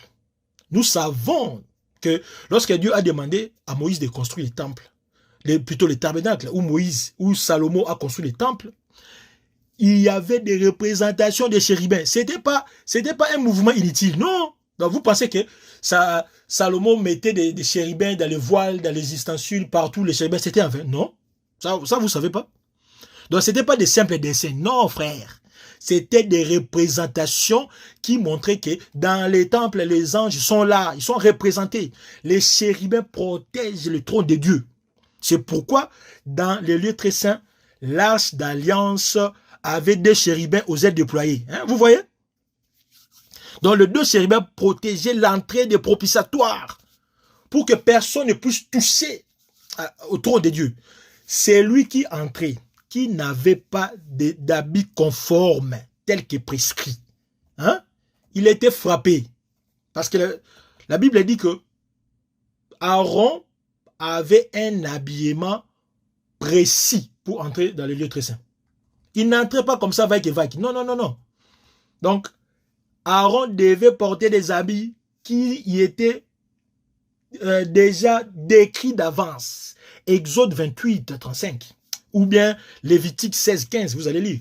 Donc, Aaron avait des habits appropriés, exigés pour entrer. Si Aaron ne met pas ses habits, ne peut pas entrer dans les lieux, sinon il serait frappé. Parce que les chérubins étaient là pour protéger le trône de Dieu. Vous savez encore dans le jardin, lorsque Dieu a chassé Adam, il a mis des chérubins, vous voyez. Donc, les chérubins protègent le trône de Dieu. Donc, dans l'église, le trône de Dieu est protégé par les chérubins. Quand vous n'avez pas les habits conformes, il ne faut pas entrer, vous serez frappés.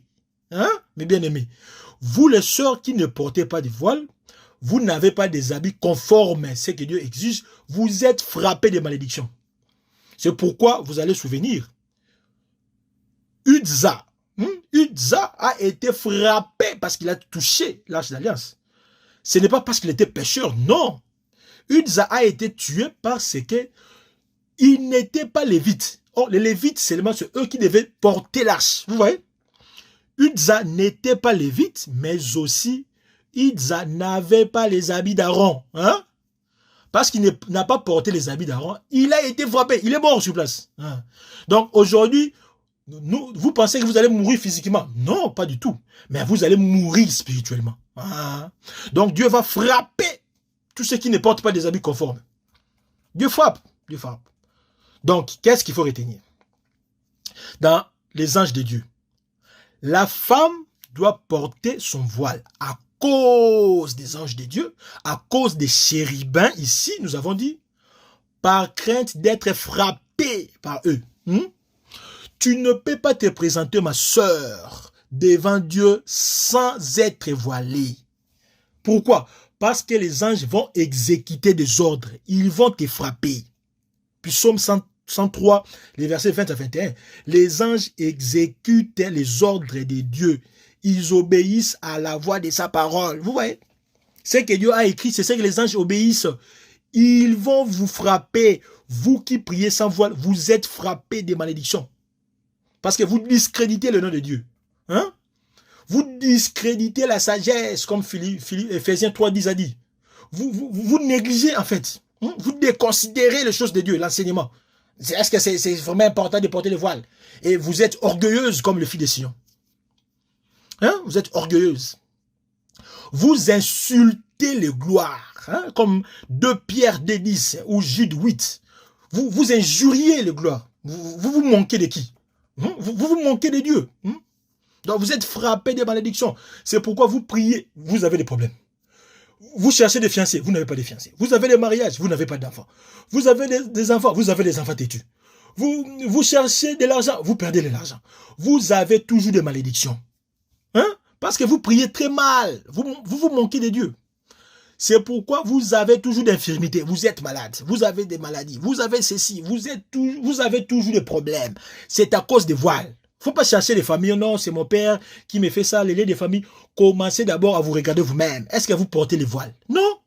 Donc la malédiction vient de vous. Donc il faut savoir que Dieu aime l'obéissance. Dieu aime l'obéissance. Dieu aime l'obéissance plus que les sacrifices. Ça, c'est plus important. Maintenant, regardons à cause des anges, les ministres de Christ. C'est un enseignement long, mais nous sommes obligés de parler ainsi pour vous éclairer vraiment. Donc, vous serez bénis. À cause des anges. À cause des anges, ici, ce n'est pas des anges de Dieu, mais des ministres de Christ. Nous avons dit d'Apocalypse 1er, le chapitre 2, le chapitre 3 parle des anges comme des représentants de l'Église. Ange à Éphèse, ange à Smyrne, ange à Pergame, à Thyatire plutôt, à Sardes, à Philadelphie, à Laodicée. Ces anges-là, c'est l'esprit ministériel. C'est Éphésiens 4:11. Éphésiens 4:11, ce sont des anges. Ça, vous ne savez pas. Vous ne savez pas.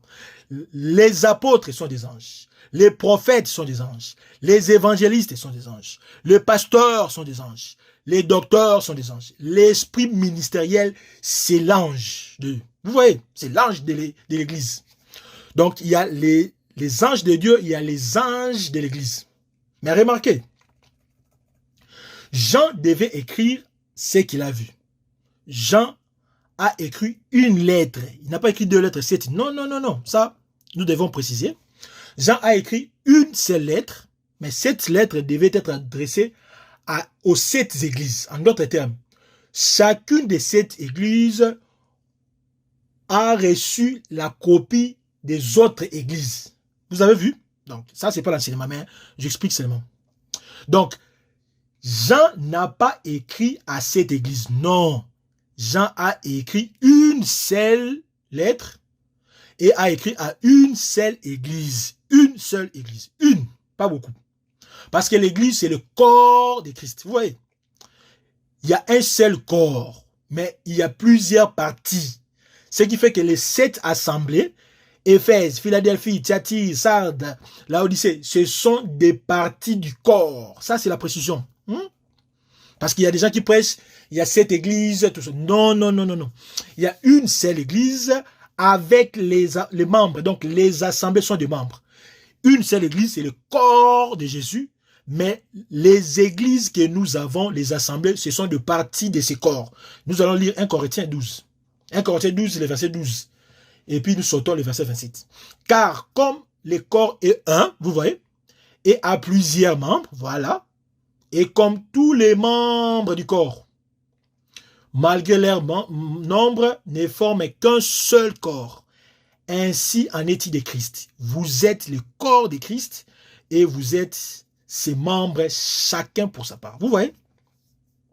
Dans toutes les églises du monde, nous sommes que 2 membres et le corps c'est un. L'église est une. Il n'y a pas beaucoup.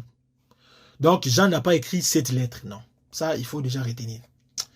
Donc, puisqu'il y a une seule église, donc il y a un seul ange. Et l'ange qui parlait, c'était Jésus-Christ. Donc Jésus-Christ parlait à Jean comme ange, envoyait maintenant la lettre de l'église aux 7 assemblées et adressez-vous à chacun des anges. Pourquoi Jésus a fait cela? Nous lisons une écriture pour comprendre cela. Galates 4, le verset 14. Et mis à l'épreuve par ma chair, ça c'est Paul qui parle, vous m'avez témoigné ni de mépris, ni de dégoût. Vous m'avez au contraire reçu comme un ange de Dieu. Vous voyez? Comme Jésus-Christ. Voilà. Donc, Paul dit qu'il a été reçu comme un ange de Dieu. Comme Jésus. Donc, Jésus, c'est lui le vrai ange, l'unique ange de l'Église. Nous, l'esprit ministériel, nous sommes comme des anges. Raison pour laquelle, quand vous lisez Éphésiens 4, 11, vous allez lire ce qu'il a dit. Il a fait les dons aux hommes, les uns comme apôtres, comme prophètes, comme évangélistes, comme pasteurs et docteurs. Vous voyez? Donc, je ne suis pas docteur de ma propre guise. Je suis comme docteur parce que Jésus, c'est lui le vrai docteur. Voilà. C'est lui qui m'a fait don d'être docteur. Donc, moi, je suis comme docteur. C'est ça la précision. Donc, les ministres de Dieu sont comme des anges. C'est pourquoi Jésus, comme ange, parlant à Jean, il dit, écrivez aux responsables de ces églises comme des anges, parce qu'ils sont des anges. Donc, quand on dit à cause des anges, en d'autres termes, ça signifie à cause des hommes de Dieu, la femme doit se couvrir la tête. Voilà. Donc maintenant, vous, ces pasteurs qui prêchez que les femmes ne peuvent pas porter le voile, ça signifie vous êtes en train de demander à vos chrétiens de vous manquer le respect. Voilà. Donc vous êtes même ignorant de cet enseignement. Vous êtes même ignorant. Que Dieu vous aide. Que Dieu vous aide. Voilà. Pourquoi la femme doit porter le voile? À cause des hommes de Dieu. C'est parce que la femme doit honorer les hommes de Dieu. Hein? C'est une marque d'honneur. Là, vous allez lire à la maison. Philippiens 2.9. Philippiens 2.9. La femme doit porter le voile dans l'église à cause des hommes de Dieu parce que elle doit considérer, elle doit respecter les hommes de Dieu. C'est une marque d'estime. Là, vous allez lire à la maison. 1 Thessaloniciens 5, 12 à 13. La femme doit porter le voile à cause des hommes de Dieu parce que elle doit obéir aux hommes de Dieu. C'est une marque d'obéissance. Vous lirez à la maison Hébreux 13, 17. Vous voyez? Ce sont 3 écritures. Donc, la femme doit avoir une marque d'honneur vers les hommes de Dieu, Philippiens 3, 29. La femme doit avoir une marque d'estime vers les hommes de Dieu, 1 Thessaloniciens 5, 12 à 13. La femme doit avoir une marque d'obéissance vers les hommes de Dieu. Nous sommes dans Hébreux 13, 17. Maintenant, ces pasteurs qui vous disent de ne pas porter le voile, donc il est tenté de vous dire de lui manquer du respect, de ne pas l'écouter, de ne pas l'obéir, de ne pas donner des valeurs, tu vois. Donc, c'est un pasteur ignorant. Il ne connaît rien. Donc, vous êtes conduit par un aveugle. Hein? Comme Paul disait, les docteurs des insensés, le maître des aveugles. Vous allez tomber dans le trou. Vous tous. Vous voyez? Donc, même votre responsable ne connaît pas ces choses. Ça, c'est la révélation. C'est la parole pure. C'est la saine doctrine. Voilà. Maintenant, qu'est-ce qu'il faut retenir? Il faut retenir que la femme doit porter son voile à cause des anges, donc à cause des hommes de Dieu, par crainte d'être sanctionnés. Si vous ne portez pas le voile, les hommes de Dieu sont appelés à vous sanctionner. Oui, c'est dans la Bible. Ils doivent vous sanctionner. 2 Corinthiens 10, le verset 6. Nous lisons. Nous sommes prêts aussi à punir toute désobéissance lorsque votre obéissance sera complète. Voilà. Donc, nous sommes prêts à punir toute désobéissance jusqu'à votre obéissance. Voilà. Ça, c'est très important. Donc, nous allons chercher à vous condamner. Et cela est important. Il faut faire très attention. Mais aussi, lorsque nous lisons 2 Thessaloniciens 3, les versets 14, qu'est-ce qui est écrit? 2 Thessaloniciens 3, 14, il est dit, et si quelqu'un n'obéit pas à ce que nous vous disons par cette lettre, notez-les et n'ayez point de communication avec lui, afin qu'il éprouve de la honte. Voilà. Donc, si vous prêchez à une femme de porter le voile et qui ne porte pas, petit à petit, elle sera obligée de quitter l'église. Voilà. Et que ces femmes qui n'ont pas de voile ne peuvent pas avoir des responsabilités dans l'église. Une telle femme ne peut pas être chantre de l'église. Non, vous n'avez pas de voile.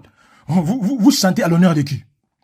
Parce qu'à l'honneur de celui qui devait respecter, mais vous ne les respectez pas. Vous voyez?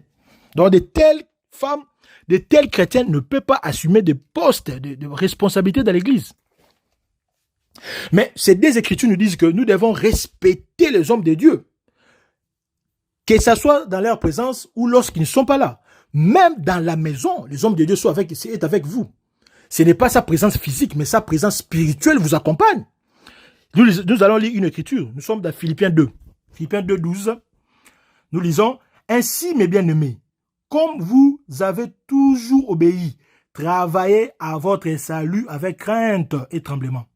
Non seulement comme en ma présence. » Vous voyez? Mais bien plus encore maintenant que je suis absent. Donc, que je sois absent, donc dans votre maison, là où vous êtes, vous ne porterez pas seulement les voiles quand vous me voyez. Non. Les voiles, ce n'est pas le pasteur qui vous demande de le porter, mais c'est Dieu. Donc, vous devez craindre Dieu, même pendant que je suis absent. Travaillez à votre salut avec crainte et tremblement. Donc, craignez Dieu. Vous voyez, Philippiens 2, 12. Ah, c'est beau, l'écriture, la parole. Donc, la sanction qui s'applique ici, il est question de quoi? Il est question de Matthieu 18, 15 à 18. Matthieu 18, 15 à 18. Il est question ici, lorsque vous prêchez, vous avez insisté, vous avez prêché sur le voile, et que la femme ne porte pas son voile, vous avez affaire à une femme qui ne veut pas écouter. Alors, quelle est la sanction? Qu'elle soit considérée comme une païenne, voilà, comme une publicaine. C'est ça, Matthieu 18, 15 à 18. Donc, la sœur qui ne respecte pas l'enseignement, qu'elle soit considérée comme une païenne. Donc, nous ne pouvons plus être ensemble avec elle. Elle doit nous quitter. C'est ce que 1 Corinthiens 5, 13 dit. Vous ôterez les méchants au milieu de vous. Oui, il faut ôter les méchants. Parce que les mauvaises mœurs infecte les autres. Hein? Il y a corruption à force d'être ensemble. Parce que quand vous voyez une sœur ne porte pas de voile, vous direz aussi, moi, je ne vais pas porter. Et ce comportement va être communiqué. C'est en fait une infection qui serait communiquée, une corruption qui serait propagée dans l'église. Donc, il faut chasser de telles sœurs. Parce qu'elles ne veulent pas obéir. Ce n'est pas moi, c'est la parole. Ôtez les méchants au milieu de vous. 1 Corinthiens 5, 13. Donc, autrement dit, ici, il est question de livrer cette sœur à Satan. Voilà. Il faut livrer cette sœur à Satan. Livrer ici, ça signifie, c'est le même geste que Dieu a fait à Myriam. Myriam a été frappée de la lèpre. Elle devait sortir pendant 7 jours, être hors du camp. Et lorsqu'elle serait guérie, elle pourrait revenir. Voilà, c'est ça, livrer à Satan. C'est le même mouvement que Myriam. Donc, la femme qui n'a pas obéi à l'enseignement, on la chasse dehors. Et lorsqu'elle va apprendre à respecter la parole, dans ce cas, on pourrait la intégrer dans l'église. C'est ça, livrer à Satan de 1 Corinthiens 5, 5. Donc, il faut livrer cette sœur à Satan. Ça signifie que Satan s'occupe d'elle. Satan s'occupe d'elle. Et si elle est réellement une fille de Dieu, une fille d'Abraham, elle va revenir dans l'ordre, comme dans l'école de Sarah. Voilà. Donc, c'est ça. Et c'est très important. Donc, parce que nous sommes appelés à pardonner nos sœurs qui ont commis des erreurs, comme 2 Corinthiens 2, les versets 6 à 11. Donc, nous sommes appelés à pardonner. Et nous allons intégrer la sœur parce qu'elle a compris ses fautes, elle l'a amendée, et nous la récupérons, nous la saignons encore pour qu'elle puisse demeurer dans la parole et elle puisse rester dans les eaux. Voilà. C'est ça l'enseignement. Et puis, enfin, la dernière raison, c'est les témoignages de la nature. Nous sommes dans les versets 14 et 15. La nature elle-même ne vous enseigne-t-elle pas que c'est une honte pour l'homme de porter des longs cheveux, mais que c'est une gloire pour la femme d'en porter, parce que la chevelure lui a été donnée comme un voile. Voilà. Ici, c'est très important. La nature nous enseigne quoi? La nature nous enseigne que un homme qui porte des cheveux déshonore le chef. Vous voyez? Un homme ne peut pas porter de longs cheveux. Non, il ne peut pas porter de longs cheveux. Parce que quand l'homme a de longs cheveux, ça signifie qu'il est en train de déshonorer l'Éternel. Ah, de déshonorer l'Éternel. Vous me citerez, non, mais Samson dans la Bible aussi avait de longs cheveux, il a fait des tresses. Non, je ne vais pas entrer dans cet enseignement, parce que c'est de la révélation là-bas, mais aussi, Samson n'a jamais eu de tresses, jamais. Les jours que Samson a porté des tresses, c'est le même jour qu'on l'a trouvé les yeux, c'est le même jour qu'il est devenu aveugle, c'est le même jour qu'il est fait prisonnier. Donc, en d'autres termes, vous qui vous tressez, donc vous vous rendez esclave, vous êtes aveugle. C'est ça. C'est ça. Donc, la longue chevelure de Samson et les 7 tresses ont une signification, ont une portée dans la révélation. Vous voyez? Et quand vous n'avez pas de révélation, vous allez injurier les gloires. C'est ça les problèmes. Donc, l'homme ne peut pas porter des cheveux, de longues chevelures, parce que c'est de la honte. C'est de la honte. Mais la femme doit porter les cheveux parce que c'est la gloire. Donc, Dieu a donné à la femme la chevelure comme sa gloire. Raison pour laquelle, parce que c'est une gloire, lorsqu'elle se présente devant Dieu, elle est appelée à cacher cette gloire. Elle est appelée à cacher cette gloire. Voilà. La gloire que Dieu l'a donnée, la femme est appelée à cacher cette gloire. Pourquoi la femme se voile? Voilà la raison. Parce que cette chevelure, lorsque Dieu voit cela, la femme se présente avec sa gloire, ce qui n'est pas bien. Vous voyez? Ce qui n'est pas bien. Donc, nos sœurs, vous êtes appelées à cacher votre gloire. Vous ne pouvez pas vous approcher de Dieu avec vos titres. Hein? L'homme. Moi, je suis président, on vous cherche une chaise, on met devant. Non, non, non. Dans l'évangile que nous prêchons ici, l'honneur reste dehors. Parce que si vous êtes converti, vous allez savoir qu'ici, il n'y a pas de président, ici, il n'y a pas de ministre, ici, il n'y a pas de député, il n'y a pas de place de choix, il n'y a pas de place précieuse, il n'y a pas de premier rang pour quiconque. Voilà. Donc, laissez vos gloires dehors. Laissez votre gloire. Dans l'église, il y a une seule personne à qui on élève. Nous élèvons Jésus-Christ, notre Seigneur. Voilà. C'est pourquoi c'est insensé de bénir les mariages dans le culte, en faire une cérémonie, parce que vous êtes en train de lever les hommes, les mariés, et vous mettez en suspens, entre parenthèses, entre les accolades de Dieu. Non, non, non, on ne peut pas honorer les hommes plus que Dieu dans l'église. Non, jamais, frère. Dans l'église, seul Dieu est élevé. Voilà. Nous élevons la gloire de l'Éternel. Donc, vous, quand vous approchez, ne venez pas avec vos titres, ne venez pas avec vos richesses. La femme ne vient pas avec ta chevelure. Ne nous montrez pas les cabellos. Il ne faut pas nous montrer cela. Il ne faut pas nous montrer que vous êtes belle avec votre chevelure. Non. Humiliez-vous. Hein, et craignez l'Éternel. Voilà, nous allons lire l'Écriture. Nous sommes dans Apocalypse 14. 14, le verset 7. Il disait d'une voix forte, ça c'est l'ange, craignez Dieu et donnez-lui gloire, car l'heure de jugement est venue. Et adorez celui qui a fait le ciel et la terre, la mer et les sources des eaux. Voilà. Donc, donnez gloire à Dieu. Cachez votre gloire. Quand vous mettez le voile, cela signifie vous donnez gloire à Dieu. En d'autres termes, ça signifie vous craignez Dieu. Voilà. Apocalypse 14, 7. Donnez gloire à Dieu. Prenons Apocalypse 4, 10. Le 24 vieillards se prosternèrent devant celui qui est assis sur le trône.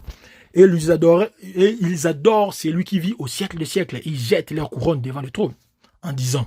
Donc, les 24 vieillards ont jeté les couronnes. Les couronnes, c'est ce qui donnait la valeur aux vieillards. Ils ont jeté leur trône pour donner gloire à Dieu. Donc, on ne peut pas se présenter devant Dieu sans abandonner notre gloire. Parce que quand vous venez comme ça, cela signifie vous vous présentez devant Dieu comme des orgueilleux. Voilà. Vous ne savez pas, ma soeur, quand vous ne mettez pas le voile, vous présentez devant Dieu, vous êtes une orgueilleuse sans le savoir. 1 Timothée 6, 17.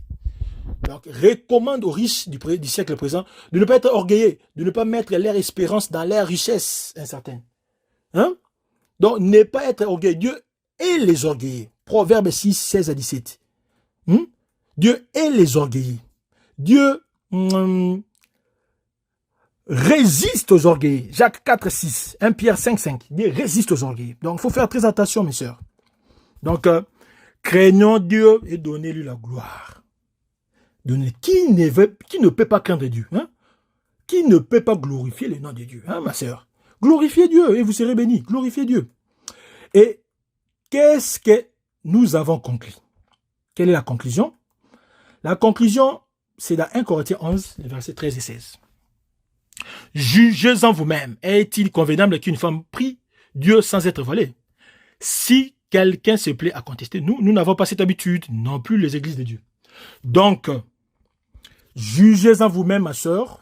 Vous nous avez suivis depuis la première partie jusqu'à aujourd'hui. Est-ce que c'est normal que vous puissiez ne pas porter le voile? Jugez en vous-même. Et tirez les conséquences, c'est ça. Parce que l'effet de porter le voile, c'est un commandement. Donc, jugez en vous-même, vous voulez ou pas porter le voile. Parce que si quelqu'un conteste, nous, les enfants de Dieu, nous, on ne conteste pas. Nous, les enfants de Dieu, nous ne boudons pas. Nous, les enfants de Dieu, nous ne rouspétons pas. Lorsque Dieu parle, nous nous disons Amen. Amen. Amen. Voilà. La coutume des disciples de Christ, c'est l'obéissance. Voilà. Christ a obéi à son Père dans toutes choses. Nous aussi, nous obéissons à Dieu à toutes choses. S'humilier devant lui, c'est la juste réponse à sa grâce. Il nous a donné la grâce imméritée. Ce qu'on peut donner à notre Dieu, c'est s'humilier devant lui. Quand on s'humilie, il nous bénit. Hein, frère? Hein, ma sœur? Humiliez-vous et vous serez élevés. Dieu aime ceux qui s'humilient. Dieu aime les humbles. Dieu aime les humbles. Humiliez-vous devant les seigneurs et vous serez élevés. Humiliez-vous devant Dieu. 1 Pierre 5, le verset 6, Jacques 4, le verset 10. Et vous serez bénis parce que Dieu abaisse les orgueilleux, mais Dieu fait gloire aux humbles. Proverbe 29, 23. Les très hauts, dont la demeure est éternelle, son nom est saint. Il habite les lieux élevés et dans la sainteté. Je suis avec l'homme contrit et humilié. Dieu assiste les hommes humbles. Ésaïe 57, 15. Humiliez-vous, ma sœur. Nous avons la coutume de dire Amen. Quand on vous prêche de telles paroles, on vous prêche de porter les voiles, dites Amen. Que l'Éternel soit votre partage, que vous soyez abondamment bénis. Amen.